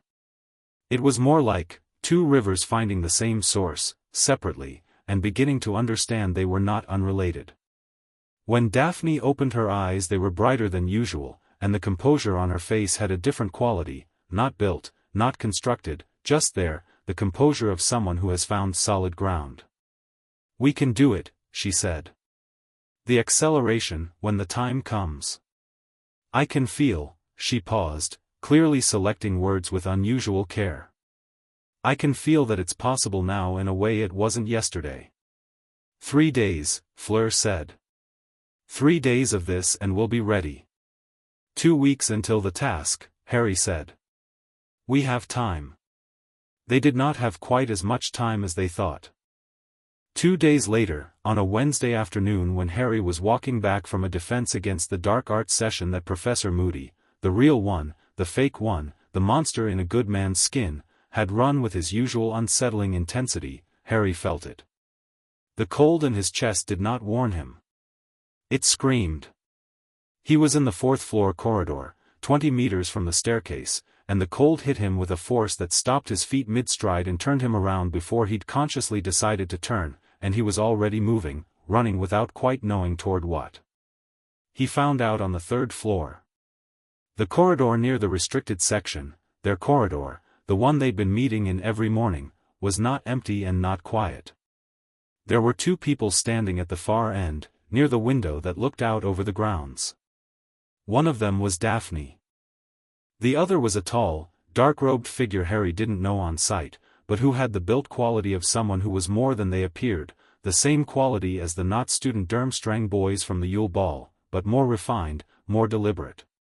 He had his wand out. Daphne did not. She was standing very still, and her face was completely controlled, and her hands were at her sides, and she was doing something with her magic. Harry could feel it from 30 meters away. The cold water sensation turned defensive, turned structural, as if she was building a wall inside herself that the man's magic couldn't breach. But the man's magic was doing something Harry had never felt before. It was reaching, probing, the way a picklock moves through a mechanism, and it was targeted specifically at the bloodline magic in Daphne's core, and it was working. Harry did not shout. Did not announce himself. He was already close enough. He pulled his wand and cast 3 spells in rapid succession, not Expelliarmus, not the first defensive instinct that most students had drilled into them. He cast a targeted magical disruption charm, a focused binding, and a ward anchor, all within 2 seconds, in the specific sequence that created a closed containment field rather than a simple attack. The man's magical probe snapped. The binding took hold. The ward anchor locked the containment in place. The man stumbled. He was good, he was very good, and he recovered within a second, twisting against the binding with a competence that told Harry this was not an amateur. But the binding held, and the probe was gone, and across the corridor Daphne exhaled once, sharp and controlled, and her eyes found Harry's. Her face did something it almost never did. It broke open. Just for a second, not into panic, not into tears, but into something raw and young and genuinely shaken, the face of a person who had been very close to something terrible and knew it. Then it closed again, rebuilt, composed. But in that second Harry crossed the corridor and stood between her and the bound man, and the cold in his chest was not calm, it was something he had no word for, something protective and fierce and rooted, and it was entirely his own and entirely the resonance, and he was not interested in the distinction. "Who sent you?" Harry said to the bound man. The man looked at him. He was perhaps 30, with a face that had the professional blankness of someone trained to show nothing, and even in the binding he was assessing, counting exits, measuring the spell work, evaluating. "You're stronger than expected, Potter," he said, with the flat acknowledgement of a professional encountering new data. "Who sent you? You know who sent me. I want to hear it." The man said nothing. He had, Harry realized, a specific kind of training, not the fanatic's certainty but the operative's discipline. He wasn't going to give information. Not to Harry, not to anyone who wasn't his employer. Harry turned to Daphne. "Are you hurt?" She looked at him for a moment with an expression that was doing something complex. "No," she said. He was trying to. There's a technique, in magical surgery terms, for extracting bloodline magic externally. It requires breaching the carrier's core defenses. She paused. He didn't breach them. Your walls held. They always hold, she said, and then her voice shifted slightly. But he was stronger than anything I've encountered before. They wouldn't have held much longer. Harry looked at the bound man and made a decision. "Stupefy," he said, and the man went down cleanly. Harry maintained the binding around the unconscious body and pulled out a small piece of parchment and a quick-quote quill from his bag. He'd started carrying both after the tournament announcement, because you never knew, and scrawled a note to Dumbledore with the location and a 1-sentence description. He sent it with a messaging charm and then turned back to Daphne. She was standing against the wall, not leaning on it, just close to it, and she was very carefully reassembling herself, the posture, the composure, the perfect controlled face, and watching him do it was like watching someone put armor back on over a wound. "Stop," he said. She looked at him. "Stop what?" "Putting yourself back together in front of me." He held her gaze. "You don't need to." She stared at him. The armor was half on. He watched the decision happen in her eyes. He could actually see it, the weighing, the old instinct toward containment meeting the new fact of him, and the new fact winning, barely, by the smallest margin. The armor came down. Not completely, not permanently, but enough. "That was the closest I've ever come," she said quietly, "to losing control of it. The bloodline magic. If he'd breached my core," she stopped. "I know," Harry said. "From the texts. It would have fractured," she said. "I would have been," she couldn't finish that. "But you weren't," Harry said. "Because you came. Because your walls held," he corrected firmly. "I cleaned up what was left. You did the hard part." She looked at him for a long moment, and the cool water feeling between them was different now, not the ancient assessing quality of the magic reading him, but something more immediate and more personal, something that was Daphne herself rather than the centuries of Greengrass magic behind her. "You were running," she said. "When you came down the corridor. You were already running before you could have seen what was happening." "Yes." "The resonance warned you." "Yes." She was quiet. Then, "Good," she said, and the word carried a great deal more weight than its size suggested.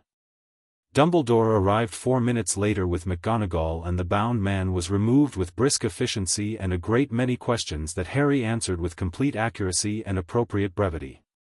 McGonagall looked at Harry with an expression that was a mixture of maternal concern, professional respect, and the exhaustion of a woman who has been keeping Harry Potter alive for 4 years through a combination of luck and determination. "Mr. Potter," she said, when Dumbledore had moved away with the operative. "Professor. You used a magical disruption charm, a focused binding, and a ward anchor in sequence," she said. "In approximately 2 seconds. "Yes.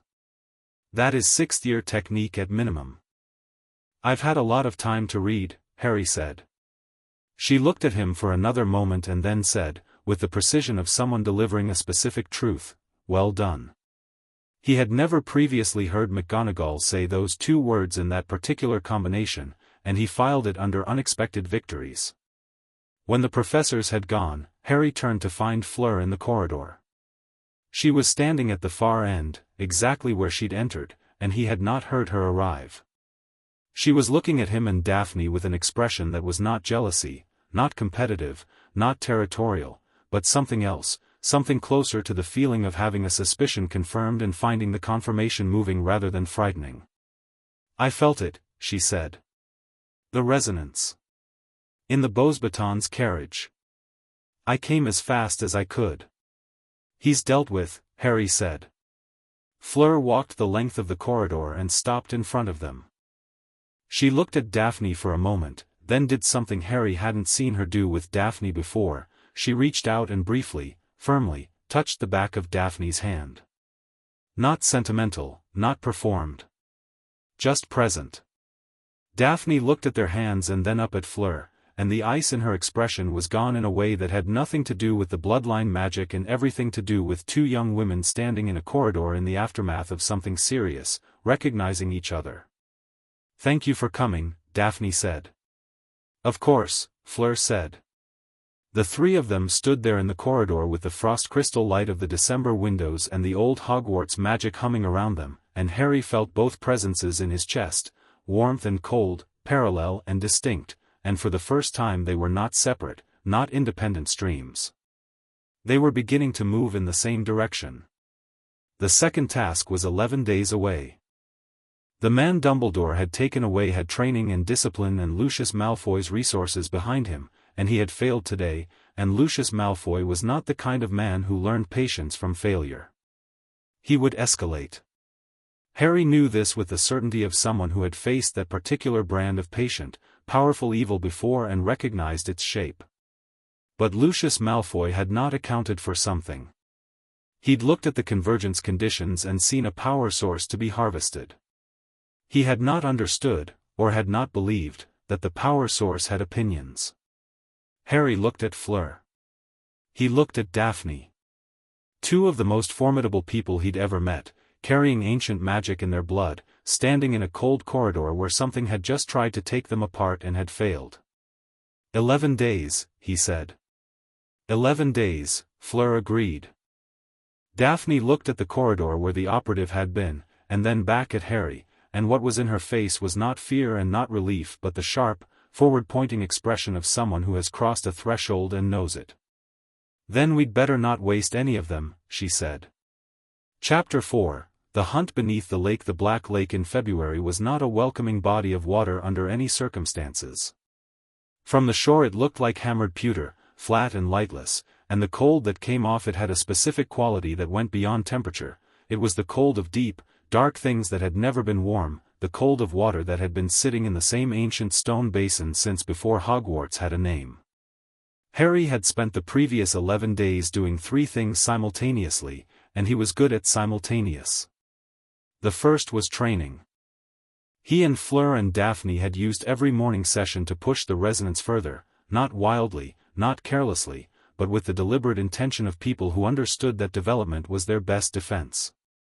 By day 5 the warmth and cold in Harry's chest were no longer 2 separate presences but something that had found a common language, like 2 instruments that have been playing the same piece long enough to stop hearing themselves as separate and start hearing the music they make together. By day 9 Fleur could light an entire room without a wand when she was standing within 10 feet of Harry, her magic spreading easily and naturally into the space around her as if it had always known how large it was.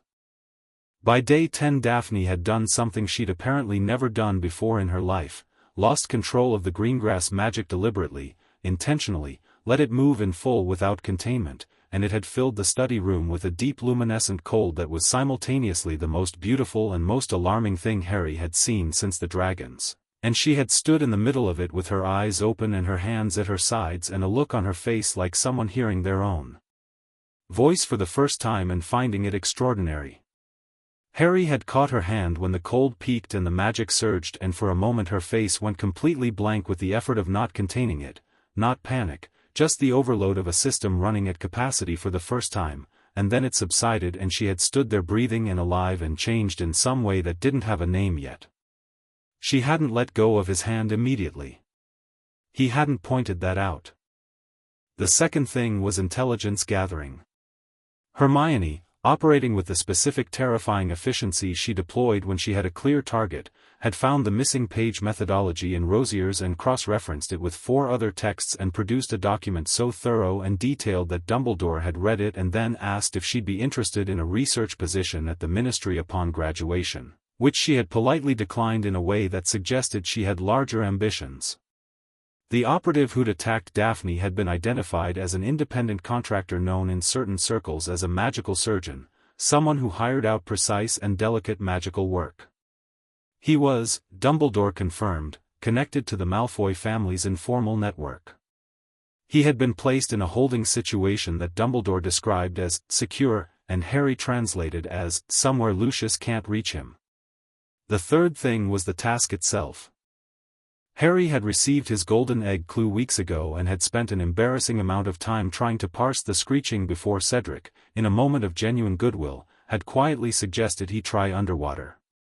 The song the opened egg sang underwater was a puzzle with a single answer: something had been taken, it lived in the lake, he had 1 hour to retrieve it. What had been taken turned out to be Ron, who had been placed in a magically suspended state at the bottom of the lake along with Hermione, Crumb's hostage, a Beauxbatons girl Harry didn't know as Fleur's, and a small red-headed child who must have been Gabrielle, Fleur's sister. Harry had figured that out at midnight on the night before the task, sitting in the library with Hermione's research and Fleur's notes and a transfiguration textbook open to partial transformation theory, and the knowledge of what was at stake in the lake had sharpened everything considerably. Fleur's sister. Underwater. Hostage. He'd looked at that fact and felt the warmth in his chest respond to it, Fleur's magic knowing what was at stake before he'd told her, the way the resonance moved between them now as something genuinely communicative rather than simply physical. He'd felt Fleur wake somewhere in the Beauxbatons carriage at the exact moment he'd made the connection, felt her magic spike with alarm, and had sent a messaging charm immediately. "I know. We'll get them all out." Her response had come back in 3 minutes, in French that he'd had to translate. The gist was, "I know you will. Don't be reckless about it." He had written back, "I don't know what you mean," which was dishonest, and she had written back, "Yes you do," which was accurate. Now it was the morning of the task, 6:45, and Harry was standing on the shore of the Black Lake in his swimming gear with gillyweed in his hand, watching the tournament officials set up the monitoring platform over the water while fog drifted off the surface in slow, curling columns. Daphne was behind him. He hadn't heard her arrive but he'd felt the resonance shift, that familiar cool water depth settling into the air around him. "You're not supposed to be here," he said, without turning around. "I'm not a champion." "There are no rules about where I stand on the shore," she said. She came to stand beside him, hands in her robes against the cold, looking at the lake with an expression of measured appraisal, the way she looked at most things she intended to fully understand. "Fleur is already on the platform." Harry looked. She was right, Fleur's silver-white hair was visible at the far end of the champion line, her posture straight and contained. She was looking at the lake with the focused attention of someone who has accepted a situation and is now operating within it. "Gabrielle is down there," Harry said. "I know." Daphne paused. "Fleur told me last night." Harry looked at her. Fleur and Daphne had spoken, alone, last night. He hadn't known that. "You don't look surprised," she said. "No," he said. "We talked about," she paused, selecting. "We talked about what happens if things go wrong during the task. We made agreements." "What kind of agreements?" "The kind where two people decide they trust each other enough to have a plan," she said, simply. "She told me about Gabrielle. I told her about Astoria." She looked at the lake. "We are both people with younger sisters." That was sufficient common ground. Harry stood with that for a moment, with the warmth of it, not the magical warmth, just the human kind, and thought about Fleur and Daphne in a room somewhere the night before, finding the edges of each other. "Thank you," he said. Daphne glanced at him. "For talking to Fleur?" "For choosing to," he said. "You didn't have to." She looked back at the lake. "No," she said. "But I wanted to." And the way she said it was very quiet and entirely unambiguous. The whistle sounded from the platform. Harry looked at the gillyweed in his hand, looked at the lake, and looked at Daphne one more time. "Stay on the shore," he said. "Obviously," she said. "I'm not a fish." A pause. "Potter." He was already moving. "Come back." He ate the gillyweed running. The transformation hit before he reached the water's edge, gills splitting open along his neck with a sensation that was not painful but deeply strange, his hands webbing, his feet elongating, and he hit the water mid-transformation and went under. The Black Lake was a different world. 12 feet down and the surface light was already diffuse and green, filtering through the water in long shafts that reached nowhere near the bottom. The cold was total and the silence was the specific silence of deep water, heavy and textureless, nothing like the silence above.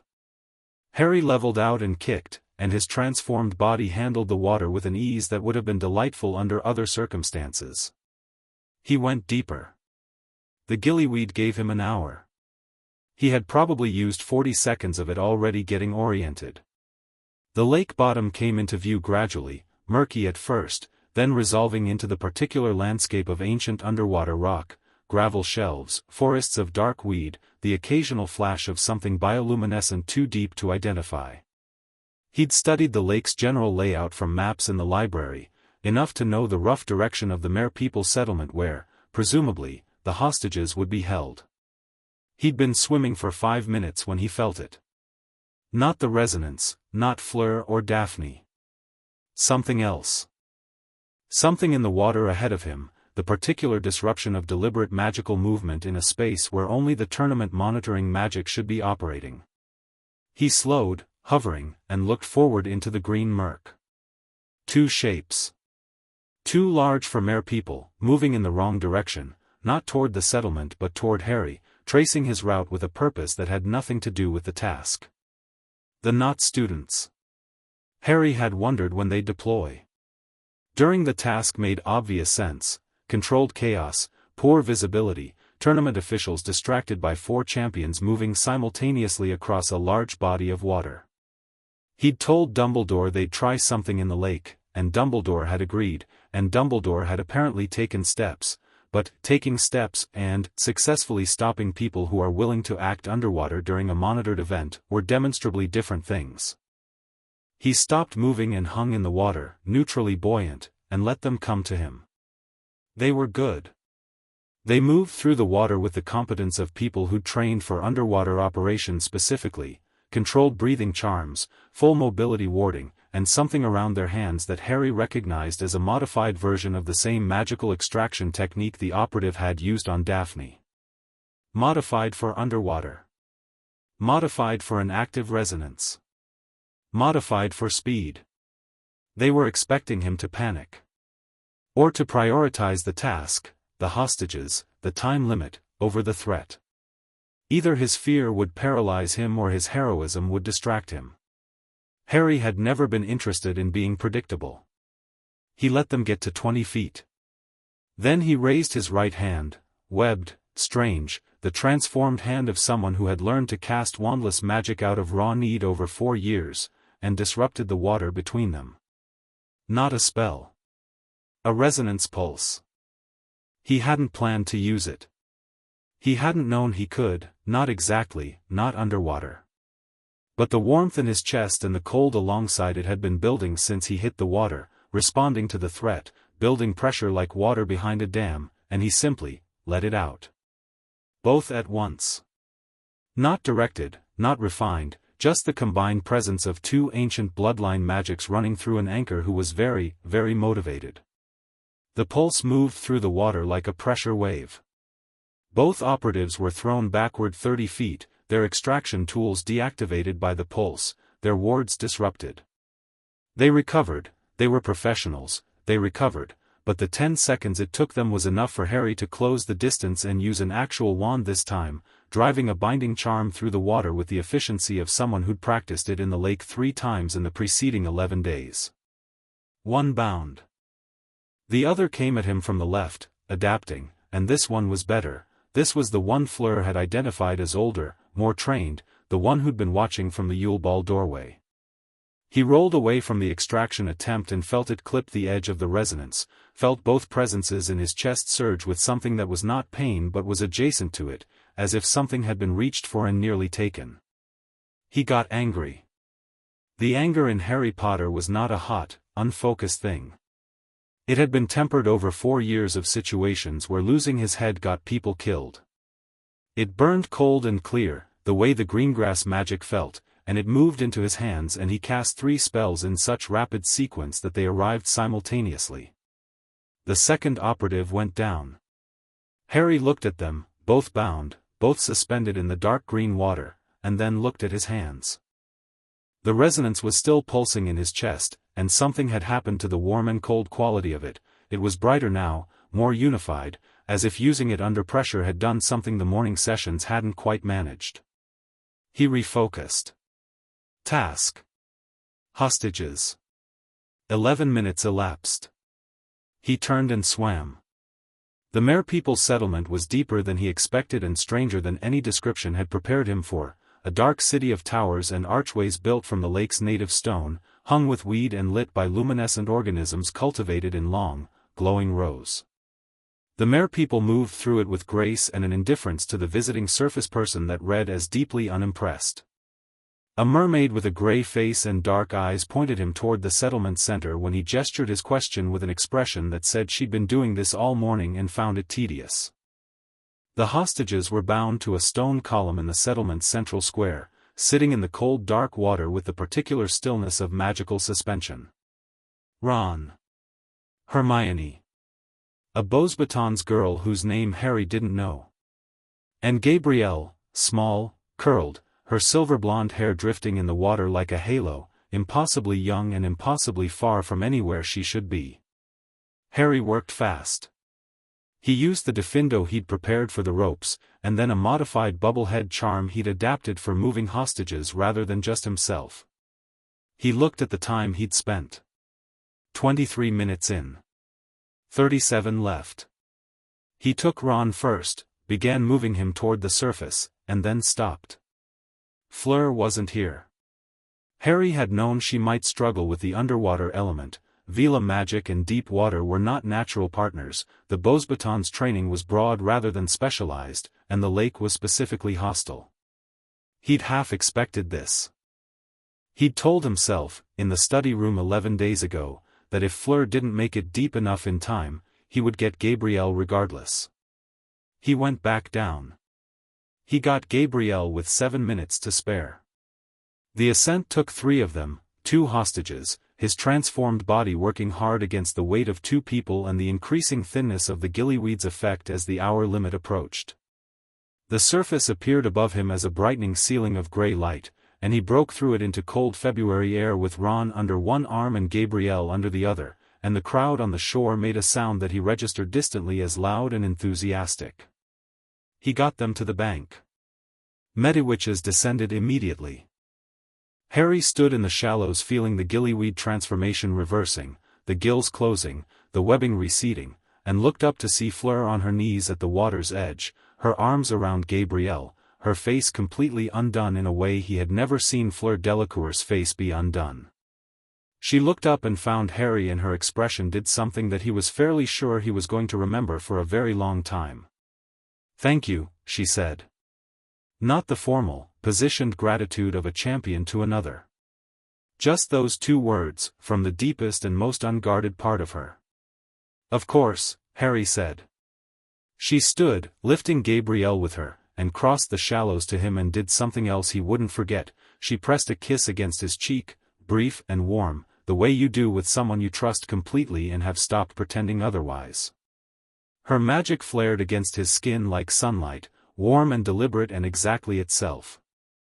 Then she pulled back and looked at him with clear silver-gray eyes. "You fought them," she said. "In the lake." "2 of them," he said. "They're bound at about 40 feet, near the eastern weed bank. Dumbledore should retrieve them." "The pulse," she said. He looked at her. "You felt it?" "From the shore," she said. "Both of us did." She glanced past him. Harry turned. Daphne was standing at the water's edge, exactly where he'd left her, with her boots dark from the shallows. She had her arms crossed against the cold and her expression was entirely controlled, but her eyes were very bright, and when he reached her he felt the cool water presence settle into something that was not its usual steady depth but something sharper, something that had been braced against a bad outcome and was only now releasing. "You used the resonance," she said quietly. "I didn't exactly plan to," he said. "I know. I felt when it happened." She looked at him with those dark, too clear eyes. "What did it feel like?" He thought about it. "Like having a language I didn't know I knew," he said. "Like being able to say something I'd been trying to say for a long time." Her expression did the thing it did, the fractional shift that on anyone else would have been a full display of feeling. "Yes," she said. "That's exactly what it feels like." Around them the second task was concluding. Cedric had emerged with his hostage. Harry had apparently beaten him by 6 minutes. Crumb surfaced with Hermione, who came up sputtering and furious and then saw Harry and switched immediately to relief and then switched again to the expression that meant she'd already been compiling questions. Fleur stood with Gabrielle wrapped in her arms and a Medowitch on each side, and every few seconds she looked over at Harry with the composed certainty of someone who has stopped needing to be surprised by him. The judges convened on the platform and Harry waited, dripping, while they scored.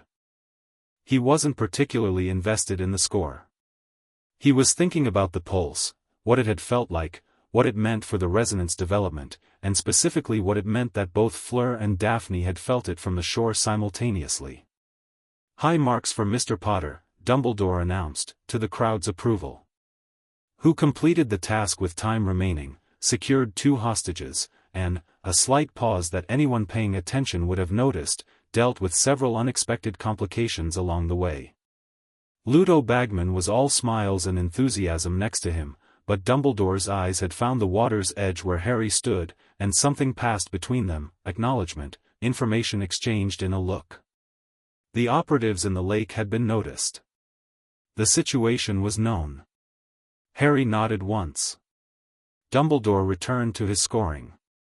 The post-task chaos was elaborate and lasted an hour, medical checks, interviews, champions being congratulated and photographed and asked questions by the assembled students. Harry answered questions with the minimum number of words necessary and moved through it all with the practiced efficiency of someone who had been navigating unwanted public attention since he was 11. He found a quiet corner of the bank while the crowd was focused on Cedric's interview and Hermione materialized at his side like a very specific ambush. "The operatives," she said. "2 of them, in the lake," Harry confirmed. "Malfoys. They tried the extraction technique. It didn't work." "No. Because of the resonance pulse," she said. "Not a question." Her eyes were sharp and slightly odd. "Harry. A resonance pulse at this stage of development. The texts describe that happening at full convergence, not, it felt like the right thing to do," Harry said. "That's not a magical theory." "No, it's not," he agreed. "But it worked, so." She gave him the look she gave him when he did something theoretically impossible through a combination of instinct and stubbornness. It was a look he was very familiar with. "We need to document what happened. The exact sensation, the trigger, the effect. For the record." Later, Harry said. "What did you find on the Malfoy network? You said last night you were close." Hermione's expression shifted from awed to something harder and more purposeful. "I found the connection," she said. "Between Barty Crouch Jr. as Moody and Lucius Malfoy. They're not just both Death Eaters," Lucius gave Crouch the specific task parameters. The bloodline conditions for the resonance were written into the tournament structure by Crouch before the goblet selection. The goblet itself was modified, Dumbledore suspects it but hasn't confirmed it, to specifically select a magical anchor signature. "Harry, it was looking for you by signature, not by name." Harry stood with this. "So the goblet didn't accidentally enter me," he said slowly. "It was programmed to find me specifically. Based on the love magic anchor signature from your mother's sacrifice," Hermione said. "Which is unique. There's no one else in the world with that exact signature. The goblet was a targeted device. And Lucius Malfoy built the targeting into it. Or had it built. The technical work would require someone with significant experience in ancient magical engineering. But the design instruction, yes. That's him." Harry looked out at the lake, at the pewter surface restored to its usual undisturbed flatness, and thought about Lucius Malfoy, whom he had never met face to face but who had been operating on his life from a distance since before Harry could remember. Who had sent a diary to Ginny. Who had engineered a tournament to create conditions for his master's return.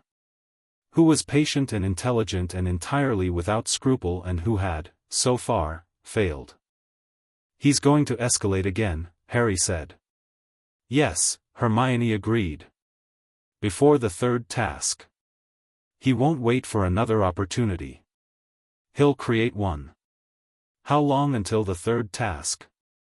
4 months. She paused. "But the resonance conditions he needs won't wait 4 months. The longer the resonance develops, the harder it is to harvest. My grandma's letter describes a threshold beyond which the energy becomes self-protective. Inaccessible from outside. She'd been reading the letter herself, apparently. He has a window. A narrowing one. Harry turned the timeline over in his mind. 4 months. A narrowing window. A man with resources and patience and the motivation of his master's resurrection behind him, who had now lost 2 operatives in one task and who would sit in his drawing room tonight and recalibrate. Then we need to close the window, Harry said. Accelerate the resonance, Hermione said. Past the threshold. Make it inaccessible before he can try again. Fleur's grandmother described full convergence, Harry said. That's what closes the window. Once it's reached, the harvesting technique stops working entirely. Yes. Hermione looked at him carefully. Do you know what full convergence requires? He did. He'd read about it. He'd been thinking about it for days. Complete trust, he said. All 3 of us. No reservations. And mutual acknowledgement, Hermione said, with the gentle precision of a good friend stating something true. The resonance requires all 3 of you to, consciously, explicitly, choose each other. Not just let the magic develop. Make the choice. She met his eyes. You understand what I'm saying? Yes, Harry said. And? He looked at the lake. He thought about Fleur's grandmother's letter and about Celeste who survived because she trusted her anchor completely. He thought about Daphne's face in the corridor when the armor came down. He thought about the warmth and the cold in his chest right now, present and steady and real. I already know what I want, Harry said. The question is whether they, Harry. Hermione gave him a very specific look. Fleur Delacour saved every person who sat near her at the Yule Ball from a compulsive attraction effect by choosing specifically not to use it on you. She turned her Vila influence off when she was near you because she wanted you to see her clearly. That's not nothing. That's an extraordinary act of honesty. She paused. And Daphne Greengrass, who has a documented personal policy of not touching anyone she doesn't trust completely, held your hand in the study room for 4 minutes on Tuesday and you told me she initiated it. Harry opened his mouth. I notice things too, Hermione said, with dignity. Go talk to them. She turned and walked back toward the castle, her bushy hair wild from the lake air, her manner completely satisfied. Harry looked at the water. Then at the bank where Fleur was saying goodbye to a recovering Gabrielle, smoothing her silver hair back, murmuring something that made Gabrielle laugh.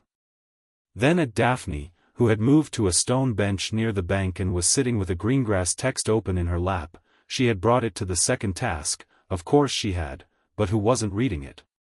She was looking at the lake with an expression he was beginning to know, the inward-pointing one that meant she was thinking about something she hadn't decided what to do with yet. He crossed the bank. Daphne looked up when he reached her. He sat beside her on the bench without preamble and she closed the book without ceremony, and they sat for a moment while the tournament crowd thinned and the February cold moved in off the water. You used both of us in the lake, she said. Simultaneously. Yes. How did it feel? He'd answered this already with her but he thought she was asking something different now. Right, he said. Both at once, it felt, right. Like that was always what it was supposed to be. He looked at her directly. Like it wasn't 2 separate things. Like it was one. She held his gaze. I've been thinking about what my grandmother's text calls full convergence, she said. About what it requires. Complete trust, Harry said. And conscious choice. She was precise about it, as she was about everything. The magic can develop instinctively. It has been. But convergence requires deliberate decision. You have to mean it. She paused. I want to be clear about something. Okay.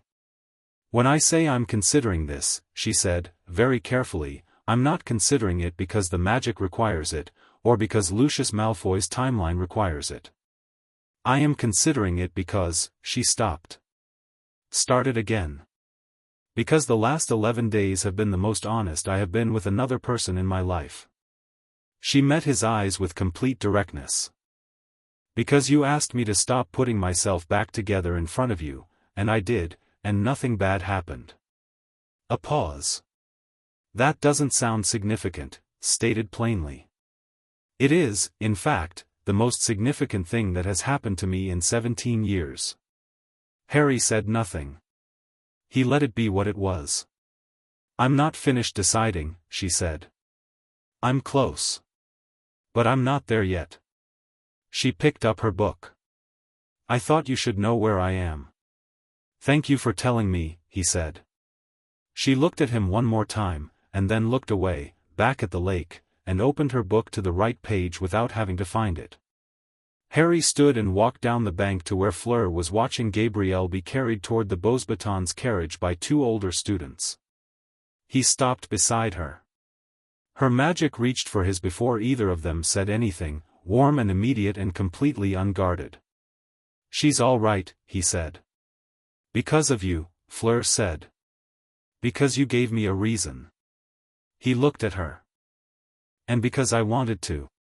She turned to face him fully, the lake behind her, her silver hair loose in the February wind. Up close she was vivid in a way that had nothing to do with Vila influence and everything to do with being entirely, specifically herself, the intelligence in her eyes and the stubbornness in her jaw and the warmth that she usually deployed strategically but that right now was simply present. "The resonance," she said. "Full convergence. I've been reading Grandmere's letter again." She tilted her head. "You know what's required." "I do." "Daphne," she said, not as a question or a concern, just as a statement of the complete picture. "She's getting there," Harry said. "She'll get there." Fleur was quiet for a moment, watching the lake. "She's worth waiting for," she said, and it was not competitive or conditional, it was simply true, stated by someone who had found their way to respecting something real. "What happened between her and I last night, talking about our sisters," she shook her head slightly. "She is more than she lets anyone see." "I know," Harry said. Fleur looked at him. "And you?" she asked softly. "Where are you?" "Decided," Harry said simply. She looked at him for a moment. Then she reached out and took his hand, not the brief press of a cheek kiss, not the reflex of resonance contact, but deliberately and clearly, fingers lacing through his, warm and certain. "Good," she said. They stood at the edge of the black lake with the cold moving around them and the resonance running between them, warm and sure and ancient, and the third presence, cool and deep and still approaching, was almost there, almost ready, gathering itself like water before it finally moves. Almost. But almost was a long way from the third task, and Lucius Malfoy was sitting somewhere in a drawing room recalibrating, and Harry Potter had never once in his life been allowed to reach the finish line without first surviving everything between here and there. He held Fleur's hand and looked at the lake and breathed the cold February air and thought, 4 months. He thought, we'll be ready.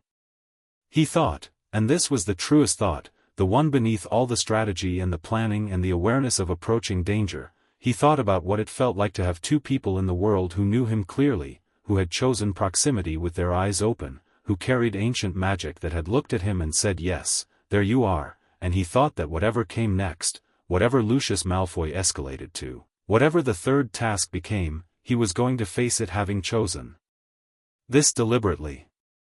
Not because he was a champion. Not because he was the boy who lived. Not because destiny or prophecy or ancient magic had pointed at him and said you. Because he wanted to. That was new. That was, he thought, everything.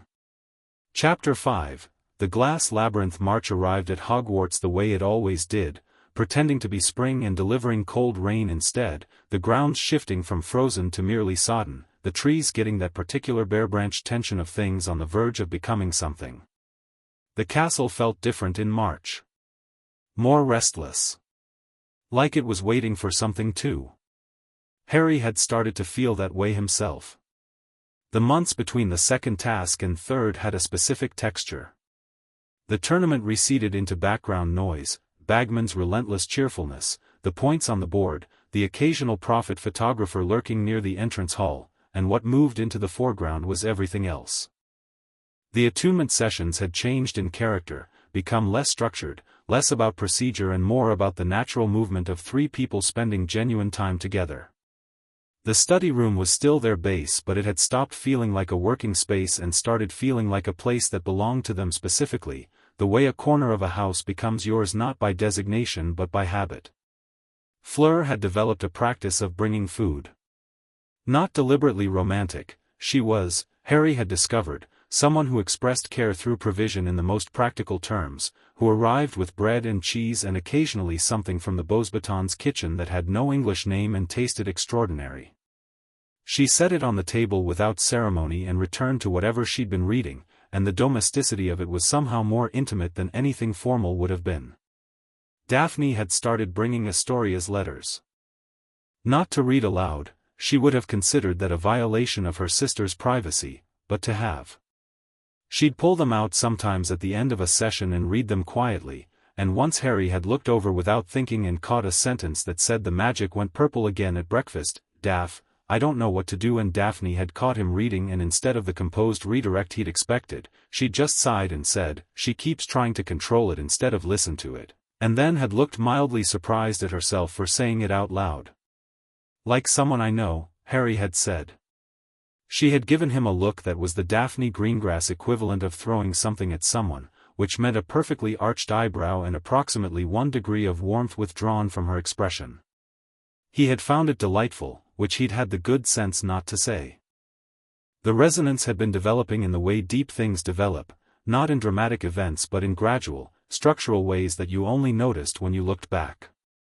Harry's magic was different now. Not stronger, exactly, though perhaps that too, but more precise, more aware of itself, more able to do what it intended rather than what it managed. In defense, which fake Moody continued to run with his unnerving intensity, Harry's spellwork had reached a level that even Moody himself couldn't dismiss, which produced a complicated situation where a man who was secretly trying to help Voldemort return had to genuinely and visibly acknowledge Harry's skill or risk giving himself away. Harry had noticed that Moody Crouch never gave him praise without also giving him a new threat. He'd filed that away too. Fleur's magic had opened up in ways she described to her grandmother in letters and described to Harry differently, in terms of sensation rather than theory, the way her magic felt when it was moving freely, like breathing deeply after years of shallow breath. She cast without hesitation now, and her spells had a quality that other Beauxbatons students noticed and couldn't quite name, a luminosity, an intention, as if the magic knew what it was doing and was doing it gladly. Daphne had, in the 8 weeks since the second task, done something that Harry suspected took more courage than anything he'd managed in the lake. She had begun, in small and specific and entirely deliberate ways, to let people in. Not everyone, she was never going to be Ron's kind of open, loud and immediate and entirely undefended, but she had stopped maintaining the precise social architecture that kept everyone at a catalogue distance. She ate lunch occasionally with Harry and Hermione now, which had produced spectacular social chaos in Slytherin that she navigated with complete serenity. She had written back to Pansy Parkinson's probing question about what she was doing with a response so perfectly calibrated that Pansy had apparently been unable to formulate a follow-up for 2 weeks. She and Fleur had developed something. Harry watched it happen with genuine satisfaction, not the manufactured collegiality of 2 people sharing resources but actual, specific friendship, built around the overlap of sharp intelligence and the shared experience of carrying ancient things and the younger sisters and the fact that they made each other laugh in ways that were entirely different from how anyone else made either of them laugh. Fleur's humor was bright and quick and occasionally merciless. Daphne's was dry and precise and arrived without warning. Together they were, Harry thought, genuinely formidable, and occasionally terrifying in the way that very clever people who have found common cause are terrifying. He was deeply fond of both of them. He was, if he was honest, and he'd been practicing honesty with himself the way he practiced spells, deliberately and repeatedly, considerably more than fond. But the convergence hadn't happened. Not yet. Not because the trust wasn't there, it was, increasingly, undeniably, but because Daphne had said she wasn't there yet and Harry believed in waiting for people to arrive in their own time, and because Fleur had said she was worth waiting for and had been right. He trusted the process. He trusted them. He was not prepared for the Tuesday in late March when everything moved. It started ordinarily. He was walking the second-floor corridor after a potions lesson that had produced nothing worse than Neville's cauldron making an unusual smell and Snape's commentary about it, and the resonance gave him no warning at all before Draco Malfoy appeared from a side corridor and fell into step beside him. Not aggressively. Not with the usual performance of superiority. Just walked alongside him, and said nothing for 3 steps, which was unprecedented enough that Harry didn't reach for his wand but came very close. "Don't," Draco said, not looking at him, looking straight ahead. "Don't what?" "Whatever you were about to do." Another few steps. "I'm not here to start anything." Harry looked at him sideways. Draco was pale, paler than usual, and Draco Malfoy was constitutionally pale, with something around his eyes that wasn't quite fear but was its near neighbor. "Then what are you here for?" Harry asked. "Information," Draco said. "Which I'm giving to you, not because I like you, which I don't, and not because I've changed my mind about anything, which I haven't, but because my father has stopped telling me things." He paused. "When my father stops telling me things, it means he's moved past the stage where my knowing serves a purpose. Which means he's moving." Harry kept his voice neutral. "Moving how?" "I don't know the specifics. I know he was in contact with Karkaroff last week. I know 2 people were retrieved from the lake after the second task and neither of them was prosecuted. The retrieved operatives had been quietly removed from the situation through channels Harry suspected Dumbledore had influence over. I know my father was not satisfied with the outcome of the task and I know he's not waiting for the third." Harry stopped walking. Draco stopped too. "Why are you telling me this?" Harry asked. Draco's jaw tightened. He looked at a point past Harry's shoulder with the expression of someone delivering an uncomfortable truth while maintaining the maximum possible dignity. "Because I am not my father," he said. "I have spent considerable effort, recently, examining the difference, and I have concluded that the difference matters." He finally looked at Harry directly. "I have a younger sister," he said. "Hypothetically." Harry stared at him. "You're an only child." "I said hypothetically." Something in Draco's carefully maintained expression shifted, very slightly. "I have people I don't want to see harmed. I'm aware that what my father is working toward would harm a great many people. I'm aware that I've been." He stopped. "I'm telling you he's moving and it's not going to wait for the third task. That's all I'm giving you. Don't make it into something it isn't." "All right," Harry said. Draco gave him a sharp look, apparently expecting more pushback. Not getting it, he nodded once, stiff, uncomfortable, the nod of a person doing something that cost them something and refusing to be gracious about it, and turned and walked away. Harry stood in the corridor and watched him go and thought about what it meant that Lucius Malfoy had stopped including his son in his plans.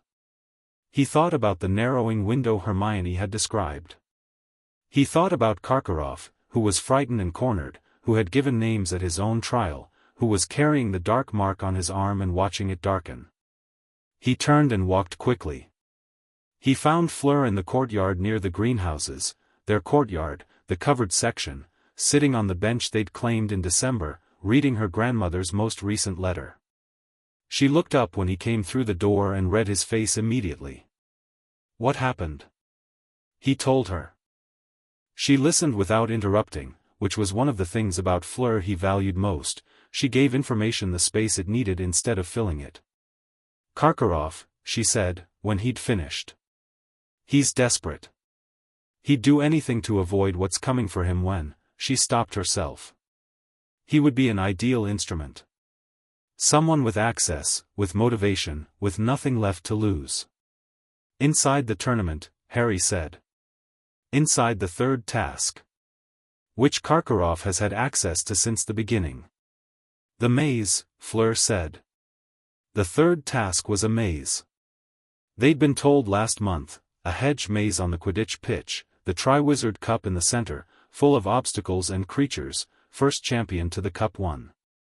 Harry had been thinking about it in tournament terms. He was now rapidly rethinking it in different terms. Can they modify the maze, he asked. Before the task? After it's been built? A hedge maze grown by magic can be adjusted with magic, Fleur said. The wards around it are complex but not impenetrable for someone with access. She was very still, thinking it through. If they modified the cup itself, a port key, Harry said. She met his eyes.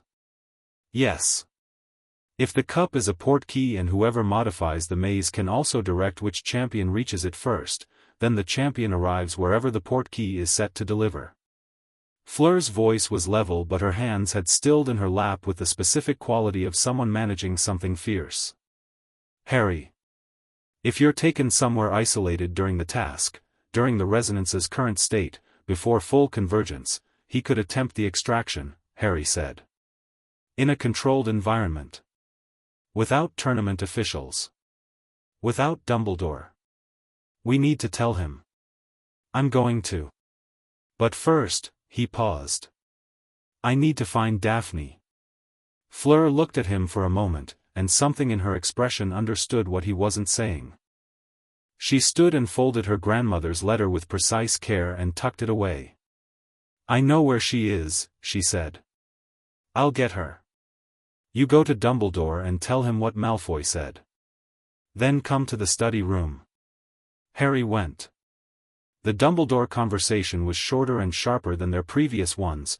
They'd developed an efficient language between them in the months since December, less ceremony and more information. Dumbledore listened with the focused attention he reserved for things that alarmed him and confirmed two things. Karkaroff had indeed been seen near the maze construction site on Saturday, and yes, a modified port key inside the cup was theoretically possible and was being actively investigated. I've had the cup under observation, Dumbledore said. But Karkaroff has knowledge of the monitoring charms. A pause. He helped design the tournament's security. Of course he did, Harry said. I will escalate the observation immediately. And I'll have the cup checked by curse breakers tonight. Dumbledore looked at him over his half-moon glasses. Harry. I want to say something to you. All right. In 4 years you have been, in varying degrees, at the center of events that would have broken most adults. You have navigated all of them through a combination of intelligence, instinct, and an entirely genuine refusal to be diminished by them. He met Harry's eyes. What you are navigating now, the resonance, the relationships, Malfoy's operation, you are not managing it. You are leading it. There is a difference, and you should know I see it. Harry sat with that. It was not a small thing to be seen clearly by someone whose judgment you respected, even when you'd spent considerable energy being frustrated by them. Thank you, he said. He went to the study room. Fleur was already there, and Daphne was already there, and when Harry came through the door something about the specific quality of the silence in the room told him something had already happened between the two of them, some conversation, some shift, some threshold quietly crossed. Daphne looked at him when he entered. She was standing rather than sitting, which was unusual for their sessions, and she had no books, which was rarer still. She was simply standing, hands at her sides, in the posture of someone who has arrived at a decision and is inhabiting it. Fleur told me, she said. What Malfoy said. Right, Harry said, coming into the room and letting the door close behind him. The window is closing, Daphne said. Lucius Malfoy is moving without waiting for the third task. Which means if we're going to close it from our end, it needs to be soon, Harry said. She held his gaze. Yes. The room had gone quiet in the specific way of three people standing at a moment they've been approaching for months. Harry looked at Fleur. She was watching him with the silver-gray eyes and the warmth of her magic already present in the room, settled and certain and entirely itself. He looked at Daphne. She was watching him back with those clear dark eyes, and the cool water depth of the Greengrass magic was moving slowly through the room like the tide coming in, patient and inevitable and ancient. "I made a decision about this weeks ago," Harry said. "I'm going to say it plainly because I think plain is the only way I know how to do this." He looked at them both. "I choose this. I choose both of you. Not because of what the magic needs, not because of Lucius Malfoy's timeline, not because of anything except that you are two of the most extraordinary people I've ever met, and I have wanted this." He stopped, found the right word. "I have wanted this in the way you want something true rather than something convenient, and I know the difference between those two things." Fleur said, without hesitation, "I choose this." Simple and clear and full, the way Fleur did things she decided. Daphne was quiet for a moment. Harry watched her arrive. He could see it, the last of the held-back thing releasing, not dramatically, not with ceremony, just quietly and completely, the way ice doesn't shatter but melts. The composure on her face was still there, but it was different now, not constructed, not armored, just hers, the genuine expression of a person who is exactly where they've decided to be. "I choose this," she said. And then, because she was Daphne, "I want it noted that I have considered this thoroughly and this is a fully informed decision." "Noted," Harry said. "Good." And she crossed the room to him in 3 even steps and took his face in both her hands, which he had not expected, and kissed him with the precise deliberateness of someone who has been thinking about doing something for months and intends to do it correctly. The resonance detonated. There was no other word for it. The cool water sensation and the sunlight and lightning warmth in Harry's chest met each other not as before, parallel, adjacent, coexisting, but as the same thing. Suddenly, the way two flames become one fire, and the light that filled the study room was not gold and not silver but both simultaneously, something that had no color name in any language Harry knew. It was warm and cold at the same time. It was old and it was new. It was the light of something that had finally stopped being two things and become itself. Fleur was across the room in a moment, her magic arriving before she did, and then she was there, her hand warm at Harry's jaw where Daphne's hands already were, and the three of them were the resonance, completely, not performing it or engaging with it but simply being it, and it was nothing like what the texts had described because the texts had been describing it from the outside. From the inside it felt like coming home to a place you'd never been. It lasted, Harry had no idea how long. Long enough. Not so long it was frightening. The light faded gradually, the sensation settling into something that was no longer a peak but a baseline, a new normal, the resonance at full convergence, which felt less like an explosion and more like a foundation. Harry opened his eyes. Daphne was still close. Her expression was unguarded in a way he'd seen only in the corridor after the operative attack, but different this time, not shaken, not released from pressure. Just open. Genuinely, fully open, the face of a person who is exactly who they are and has decided that's all right. "Well," she said. "Yes," Harry agreed. Fleur laughed. The bright, startled, real laugh that came out when something delighted her unexpectedly. "The books," she said, and pointed. Harry looked. Every book in the study room was standing upright on its own, spines out, as if arranged by something with opinions about orderly presentation. Daphne's 3 Greengrass texts were stacked with perfect precision. Hermione's contributions were fanned in a semicircle. The French volume from Fleur's grandmother was open to a page near the end, and the text on that page was glowing faintly gold. Daphne crossed to it, read it, and was quiet for a moment. "What does it say?" Harry asked. "It's in archaic French," she said. "But roughly," she translated with care. "When the convergence is complete, the resonance becomes the protection." No external force may reach the anchor without first passing through both bloodline magic simultaneously. The anchor is sealed. The harvesters have no door. Fleur let out a breath that had a great deal in it, relief and triumph and something quieter. "It's done," she said.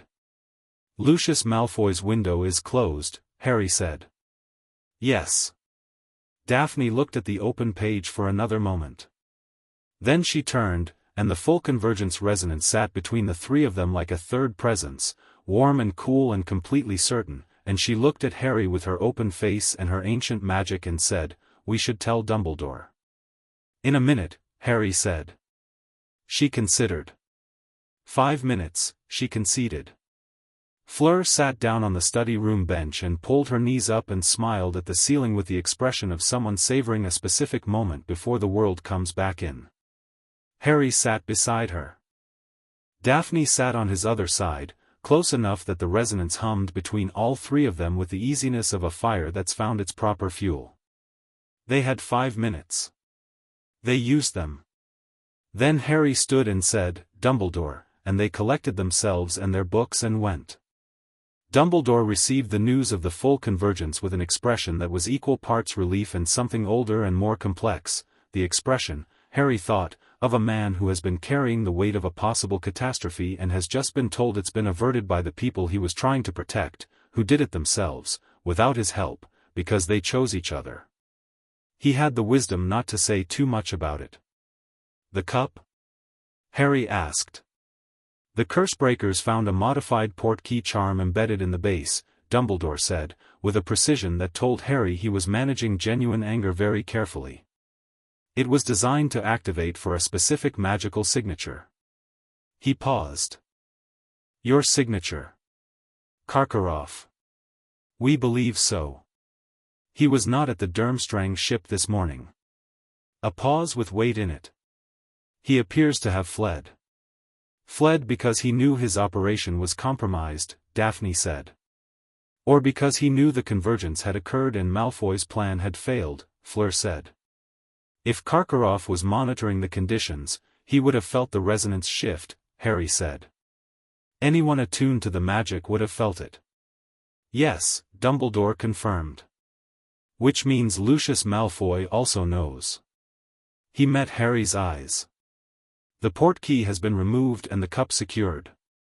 The third task will proceed normally." He paused. "However." Harry waited. "The threat to you specifically has not ended," Dumbledore said. "Voldemort's return requires your blood, that is the ritual's other component, entirely separate from the convergence energy. Barty Crouch Jr. is still in this castle, in this role, and his instructions were not solely about the resonance." He looked at Harry steadily. "You need to be careful in the maze." "I'm always careful," Harry said.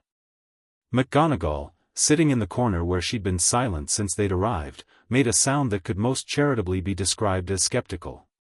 "Relatively careful," Harry amended. They left the office in the late evening, the castle going quiet around them, and walked back toward the study room to collect the things they'd left there. The corridors were mostly empty. It was past curfew for most students and the prefects were doing their rounds in the other wings. Harry thought about the third task. About Barty Crouch Jr. who was still wearing Moody's face and still operating. About the blood ritual that had nothing to do with the resonance, the simpler, more brutal thing that Voldemort needed. He thought about the graveyard he hadn't seen yet but somehow already knew was waiting. He thought about whether knowing a thing was coming made it survivable, or whether it just gave you longer to be afraid of it. He decided it didn't matter. He would go into the maze with his eyes open, and he would come out the other side, and whatever happened in between was going to happen to someone who had chosen his life deliberately rather than having it happen to him. Outside the study room door, Daphne stopped. "There's something else," she said. Harry looked at her. "There's always something else with you," he said. "It's one of my favorite things." She gave him the 1 degree of warmth withdrawn look. "The resonance at full convergence," she said.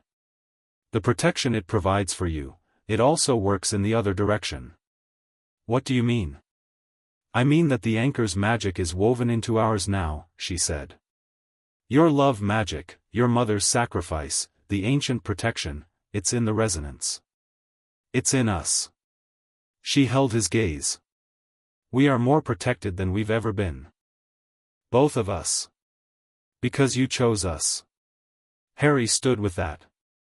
With the specific, enormous weight of it.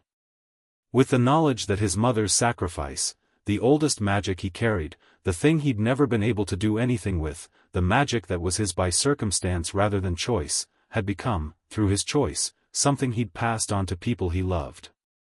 He didn't have a word for how that felt. Good, he said, which was inadequate and true.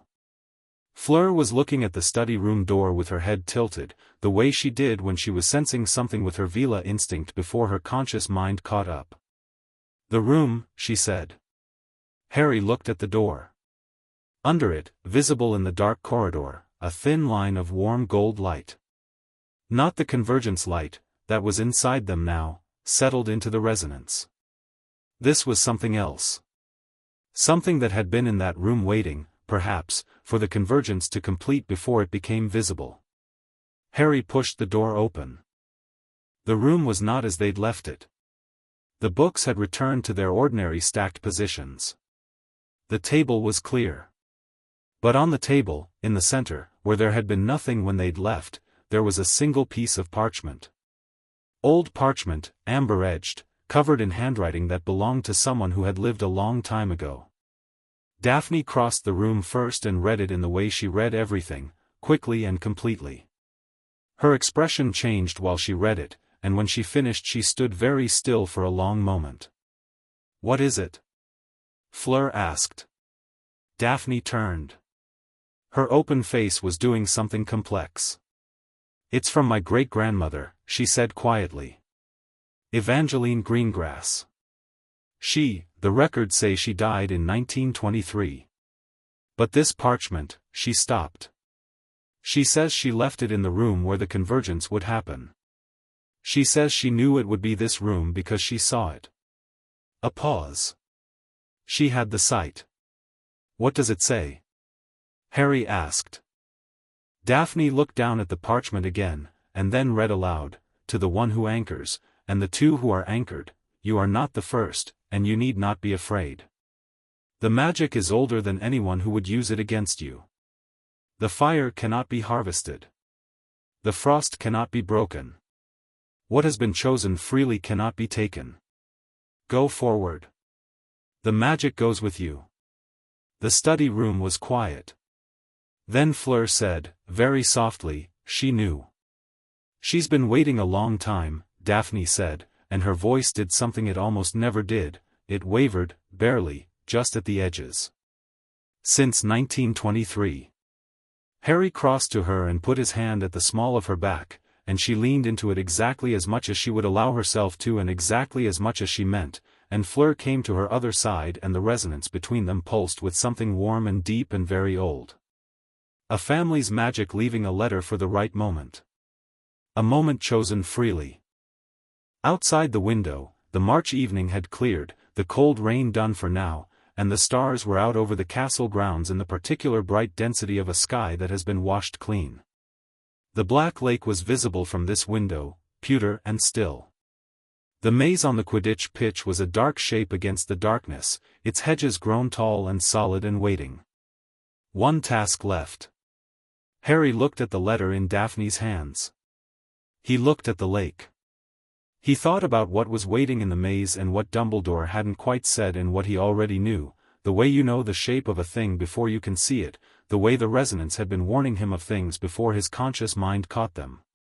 He was going into that maze with his eyes open and his magic alive and two people's ancient power woven into his chest like armor made of choice. He was not afraid. He was something else entirely. 3 weeks, he said. 3 weeks, Daphne confirmed, setting the letter down with gentle care. Fleur turned from the window and looked at them both with the expression she had when something was simultaneously simple and enormous. Then let us not waste a day of them, she said. And they didn't. Chapter 6, the binding and the breaking the maze went up on the 1st of June.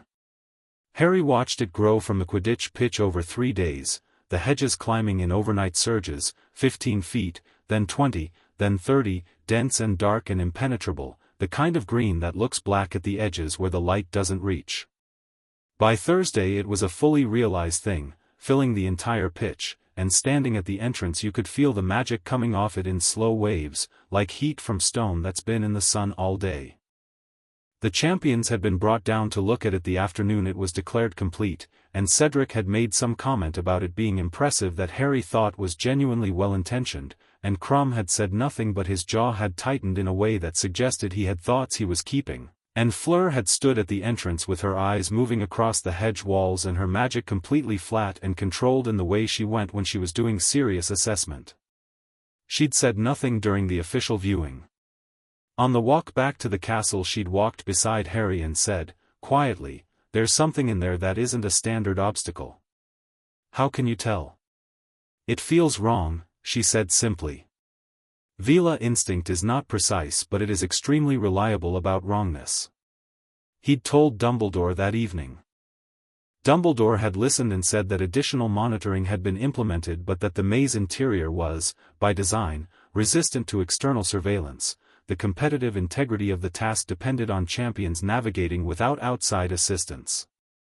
Which was tournament logic, and Harry had very little patience for tournament logic at this point, but he'd also understood that Dumbledore was constrained by the tournament's binding in ways that had real limits.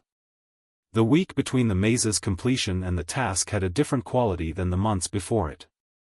Not tenser, exactly, Harry had stopped experiencing anticipation as tension somewhere around 3rd year, had reclassified it as something more like focused readiness, but more present. More awake.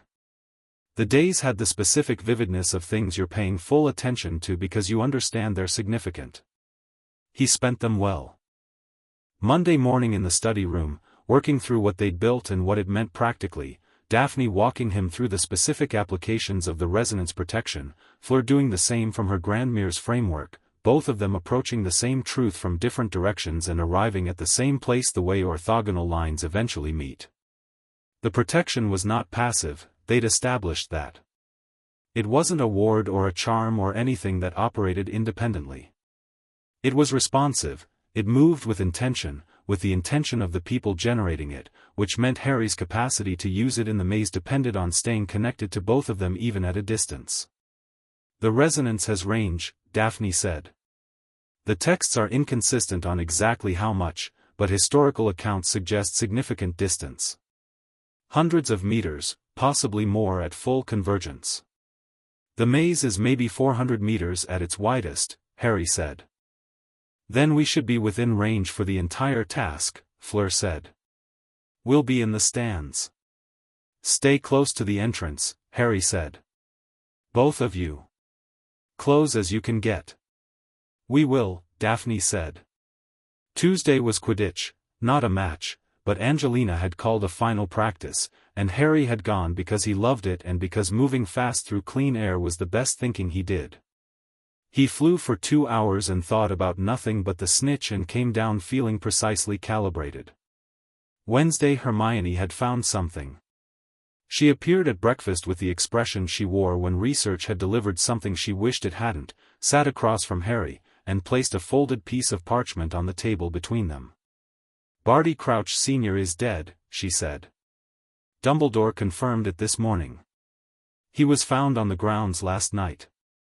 Harry stopped eating. "Killed by his son," she said. "Barty Crouch Jr. Who has now shed the last constraint on his operation here." She met Harry's eyes. "Dumbledore believes Crouch Jr.'s final instruction, before any resonance consideration, before Malfoy's intervention, the original instruction from Voldemort, was to deliver you to a specific location. The portkey in the cup was the mechanism, but Dumbledore says even with the cup secured, Crouch Jr. may have prepared an alternative." "He's had months," Harry said. "Yes." She looked at the parchment. "Harry. The blood ritual Voldemort needs. I've read everything I can find on it. It requires a specific moment, your blood taken willingly or taken by force, but taken in the presence of Voldemort's reconstructed body, at a prepared site. She paused. The ritual site. We don't know where it is. We don't need to know where it is if I don't get there, Harry said. No, she said. But I wanted you to understand the full picture. I already had the full picture, he said. I've had it since February. He looked at her. Hermione. I'm going into that maze knowing it might try to take me somewhere. I'm not going in blind or unprepared. And I'm coming out the other side. She looked at him for a long moment. I know, she said, and it was not the automatic reassurance of a friend who is worried, it was the genuine conviction of someone who has watched him operate for 4 years and has updated her assessments accordingly. I know you will. He put his hand over hers on the table briefly. Stay near Fleur and Daphne in the stands, he said. If something goes wrong and it goes wrong fast, they'll know before the officials do. I'll be between them, she said. Thursday he spent with Daphne alone, which had become its own specific kind of session, less structured than the early attunement work, more like two people who have arrived at genuine knowledge of each other spending time in the particular comfort of that. She'd brought Astoria's most recent letter and actually read parts of it aloud this time, the parts about the purple magic, and Harry had listened seriously and offered the same reframe he'd offered Daphne herself, listened to it instead of controlling it, and she'd looked at him with the open face and said she'd write exactly that to Astoria tonight. She's going to love Hogwarts, Harry said. Your sister. Daphne was quiet for a moment. I want her to, she said. I want it to be better for her than it's been for me in some ways. What ways? She looked at the table, then at him. I've spent 6 years here being very good at being alone, she said. I was proud of it. I thought it was strength. A pause. I've updated my position on that. Harry smiled. She saw it and the 1-degree expression appeared and then dissolved into the real thing. You're insufferable, she said, but she was smiling when she said it, and it was the open smile, the one he'd earned. Friday he spent with Fleur, and it was characteristically Fleur. They walked the grounds in the mild June afternoon, which she preferred to enclosed spaces when she had things to think through, and she talked about France and about her mother and about the specific way the Beauxbatons Valley looked in summer, and Harry listened with the complete attention that she'd said was the first thing she'd noticed about him and which he gave her without thinking about it because it was simply how he listened to things that mattered.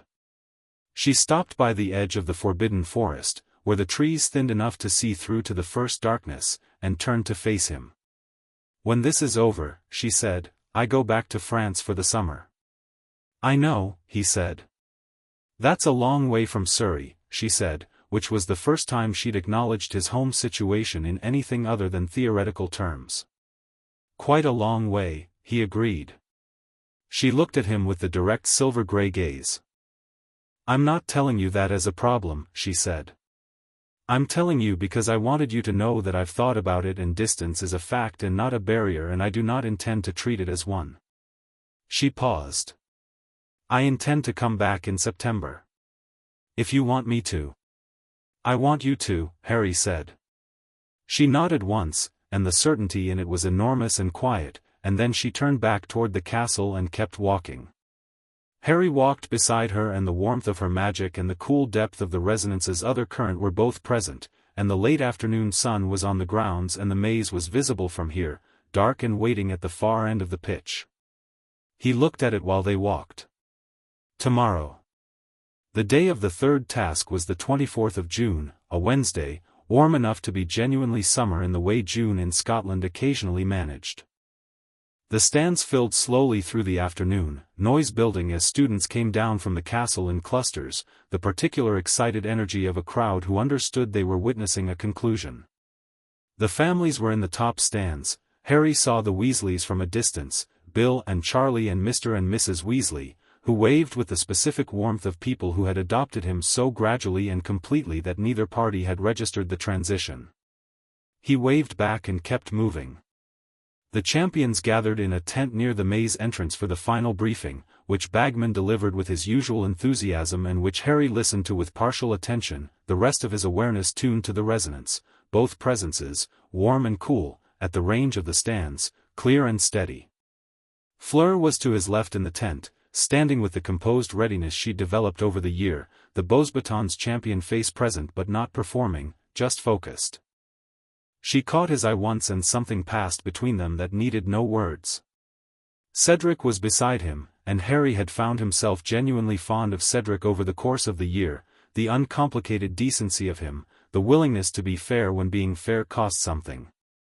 He'd told Cedric last week to be careful in the maze, without explaining why, and Cedric had looked at him with the serious attention of a Hufflepuff who does not dismiss warnings and said he would be. Crumb was across the tent and not looking at anyone. Bagman finished his briefing and the champions were positioned at their starting points, their starting positions based on their current tournament scores, which put Harry and Cedric at the front. Fleur entered the maze second, behind Cedric, and Harry watched her go through the entrance and felt the resonance adjust to her distance, the warm current moving slightly further, slightly thinner, but holding. Clear and present.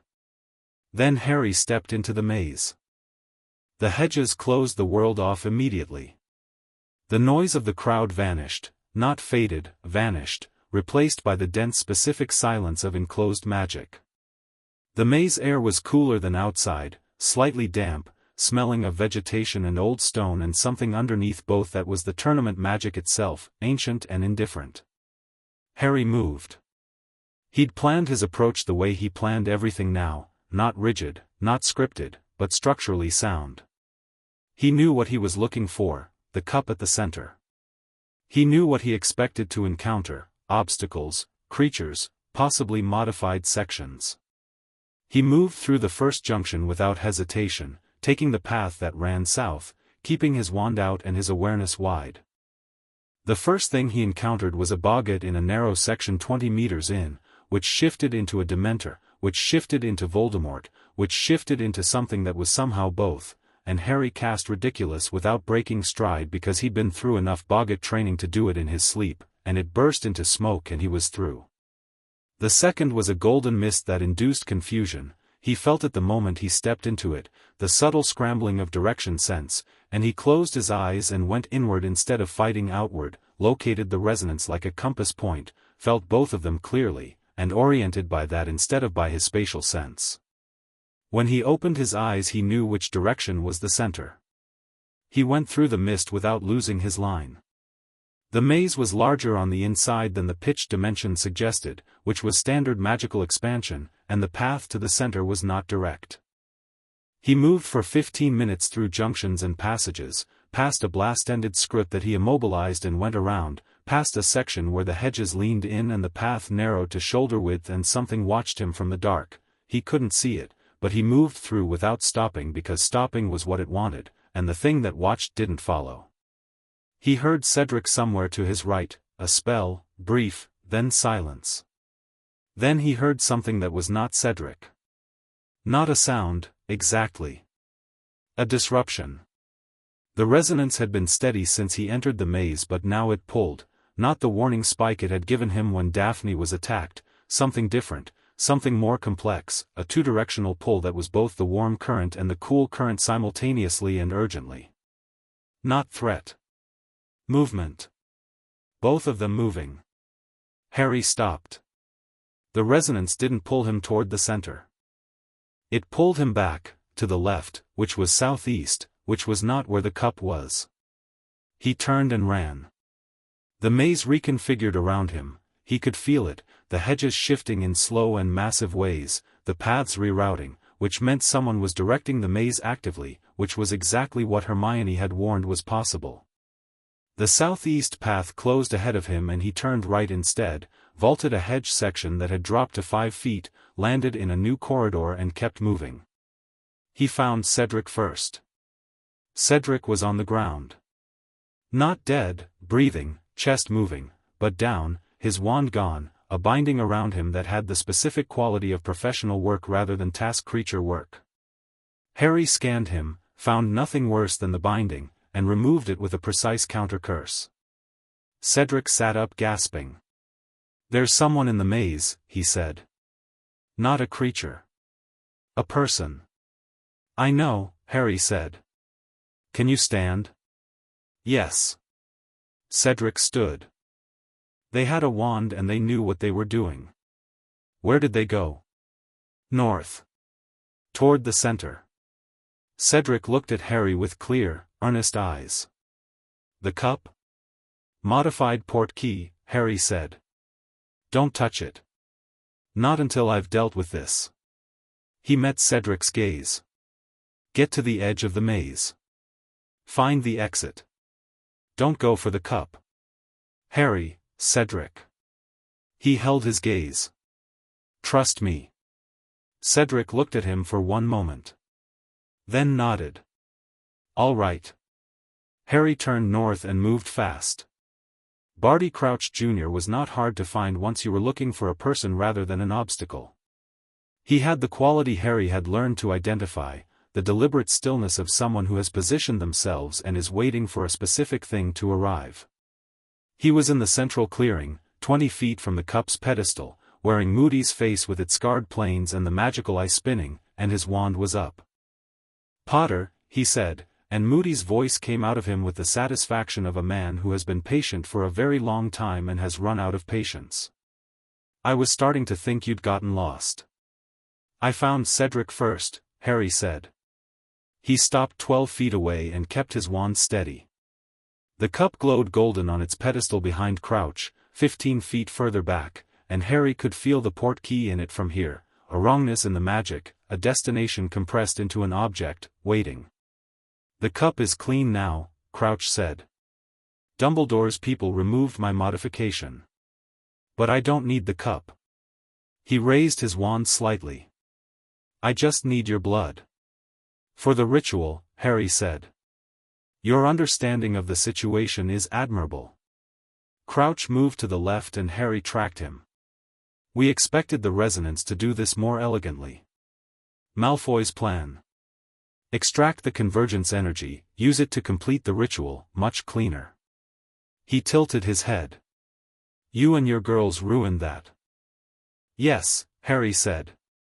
But the ritual doesn't actually require the convergence energy.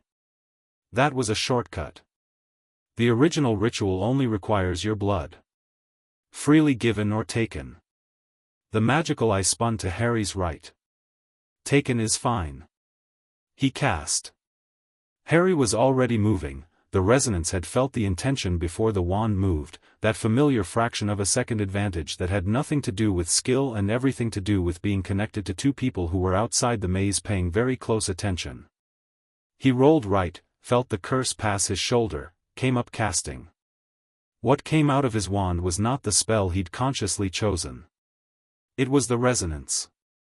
Full convergence, open and unreserved, both currents running through him at once and directed outward with the complete intention of someone who was not going to let this particular man take anything from him.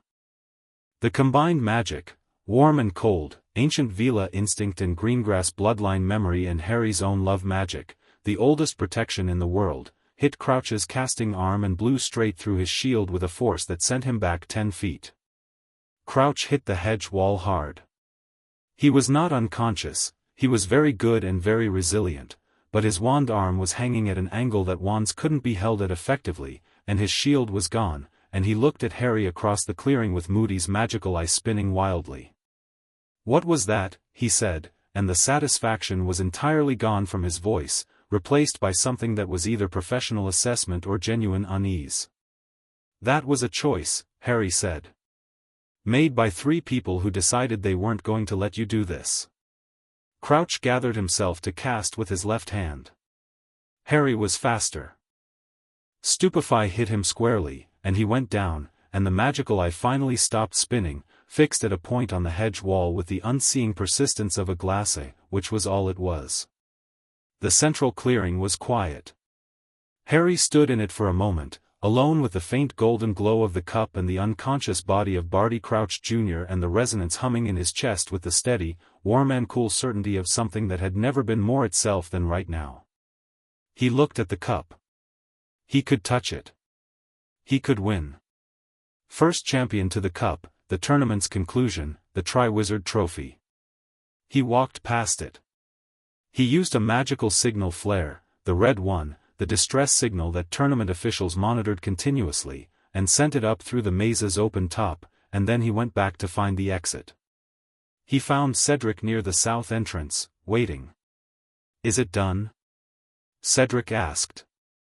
"Crouch Jr. is down in the central clearing," Harry said. "Officials need to retrieve him before anyone else goes near the cup."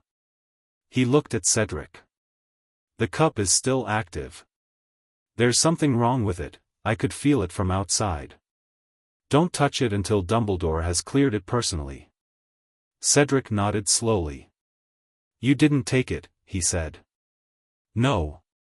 You could have." "Yes," Harry said.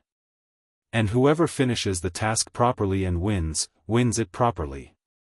That's the point." He met Cedric's gaze. "The tournament is yours or Crumb's or Fleur's. Not mine.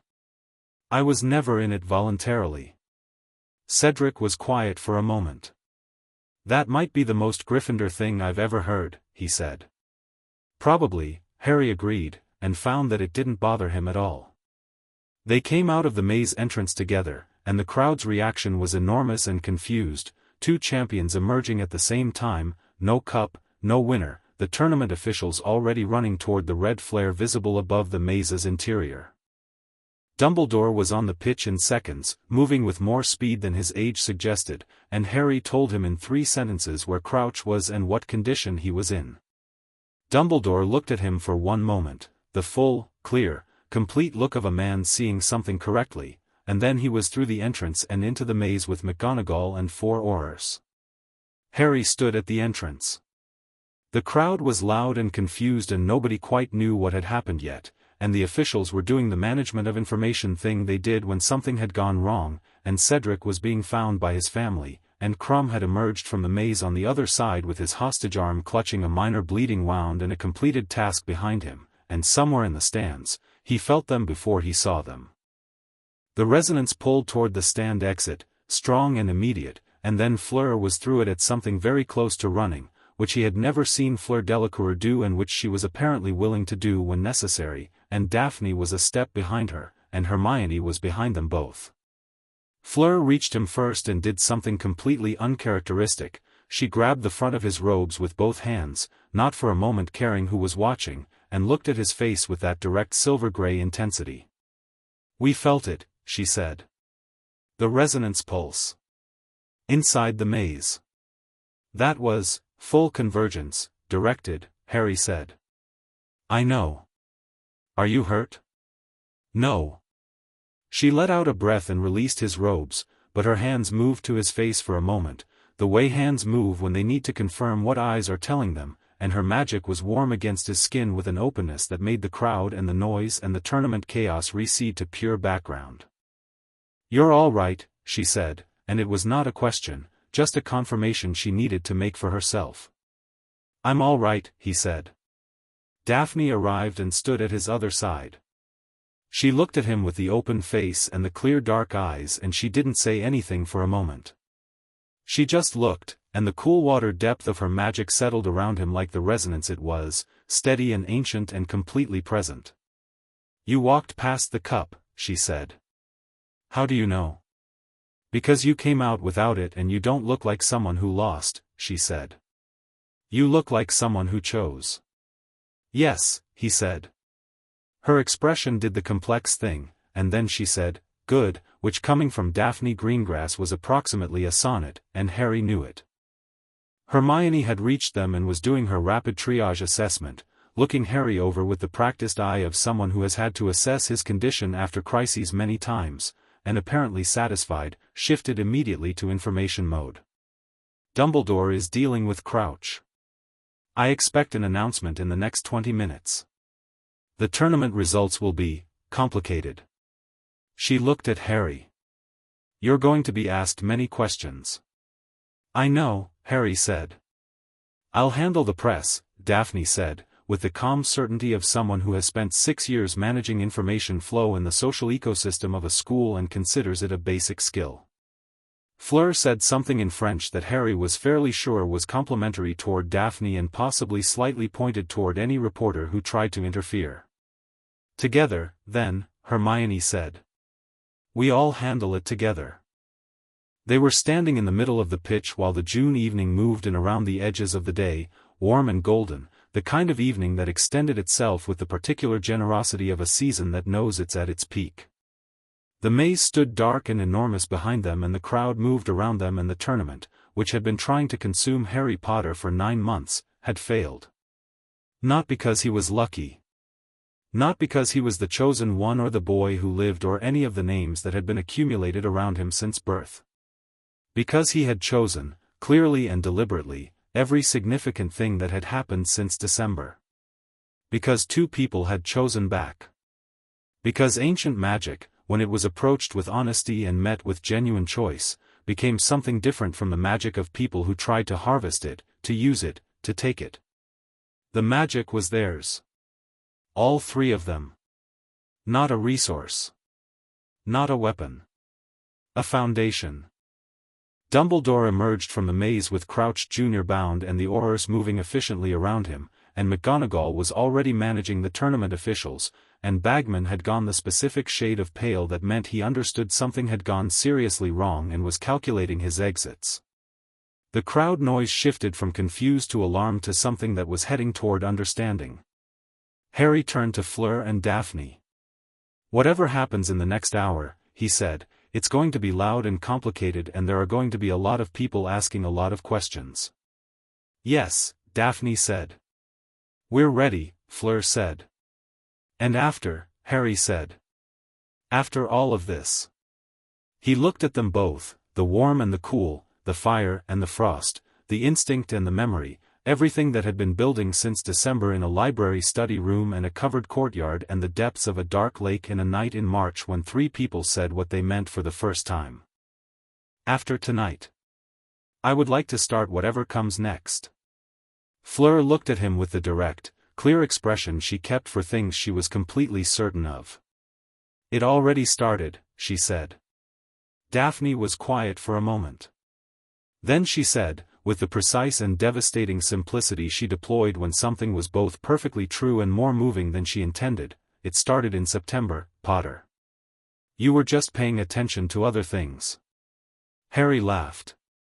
Actually laughed, in the middle of the pitch with the maze behind them and the entire school watching, a real laugh with no performance in it, and Fleur smiled the real smile and Daphne did the thing that was better than the near smile, the full one, the one she'd been keeping in reserve since December and had started giving him with increasing frequency and which he intended to spend considerable time earning for the rest of the foreseeable future. Hermione was watching this from a diplomatic distance of about 4 feet and she had the expression of someone who has witnessed the conclusion of something she understood better than the people in the middle of it. Right, she said, with satisfaction. Now. Are any of you going to explain to the 400 people standing around us what just happened? Tomorrow, Harry said. Tonight, Daphne said. Tonight, Fleur agreed. Harry looked at the crowd. At the Weasleys in the stands, confused and worried.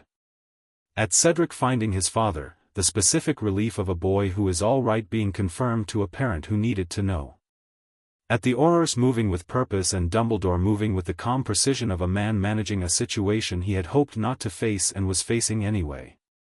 At the maze, dark and still, its purpose exhausted, its threat neutralized. At the June evening, enormous and gold, the longest days of the year, the world at its most itself. He thought about Fleur's grandmother's letter, what has been chosen freely cannot be taken. He thought about Evangeline Greengrass's parchment, left in a study room in 1923 for a moment 70 years away, the fire cannot be harvested. The frost cannot be broken. Go forward. The magic goes with you. He thought about his mother, who had made the oldest choice in the world and woven it into her son so thoroughly that it had eventually found people to extend itself through, people who had chosen to let it. He thought about what it meant to carry ancient magic and face the people who wanted to use it, and to face them not with power alone, though the power was real and substantial and he had never been inclined to hide it, but with the understanding that power without choice was just force, and force could be countered, and that what Lucius Malfoy had never understood and could never have understood was that the thing he was trying to harvest was not energy. It was love. Specifically and exactly. Ancient, free, chosen, the same magic that had stopped Voldemort in a nursery in Godric's Hollow and that had run through Harry Potter ever since, and that had found, in the resonance of two extraordinary bloodlines and three people willing to be honest with each other, its fullest and most living expression. You couldn't harvest that. You could only earn it. Harry Potter walked toward the waiting crowd, and the warm and the cool moved in his chest like something that had always been there, and the magic went with him.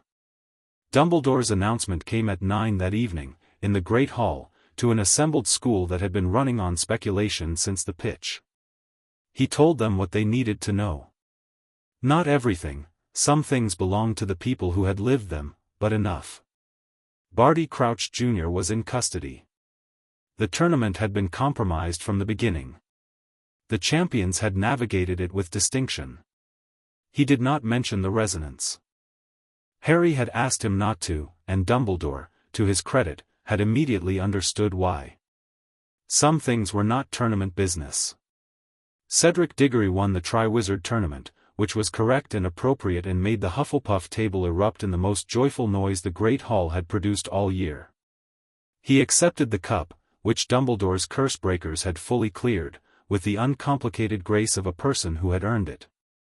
Harry watched from his table and felt nothing but genuine happiness for him, which was possibly the clearest sign of how far he'd come since September. Fleur took third place and was pleased in the specific, practical way of someone who had played the hand they were dealt and played it well. The summer came. Harry went to the Dursleys, which was what it was and had always been, but something was different now. Not the Dursleys. Not the house. Him. He sat in his room and felt the resonance, steady and clear, even from a distance, both currents, warm and cool, and he wrote letters, and letters came back, and the summer was not the empty isolating thing it had been for 3 years. It was a waiting. But the kind of waiting that is not absence. The kind that is preparation. In France, in the Delacour Valley, Fleur read his letters at the kitchen table with her grandmother looking on, and her grandmother said nothing and smiled the smile of someone who had written a letter to a girl in 1893 and received a letter back from her in 1994. In the Greengrass manor, Daphne sat with Astoria on the back lawn in the August heat and told her sister something that made Astoria go very still and then ask 17 rapid questions, and Daphne answered each one with full and deliberate honesty, which was new, and Astoria, who was 12 and perceptive, said, "You're different," and Daphne said, "Yes," and Astoria said, "Good," and then went back to trying to make the magic do something purple. In Surrey, Harry Potter sat at his window in the hot summer dark and thought about choices. He had made them clearly and deliberately, and he had made them for himself, not for destiny or prophecy or the expectations of a world that had needed something to point at and had pointed at him. He had faced the oldest power in the world, not just Voldemort's reach, but the ancient magic itself, the bloodline resonance and the convergence and the force of things that had been moving since before any of them were born, and he had not been carried by it. He had carried it forward.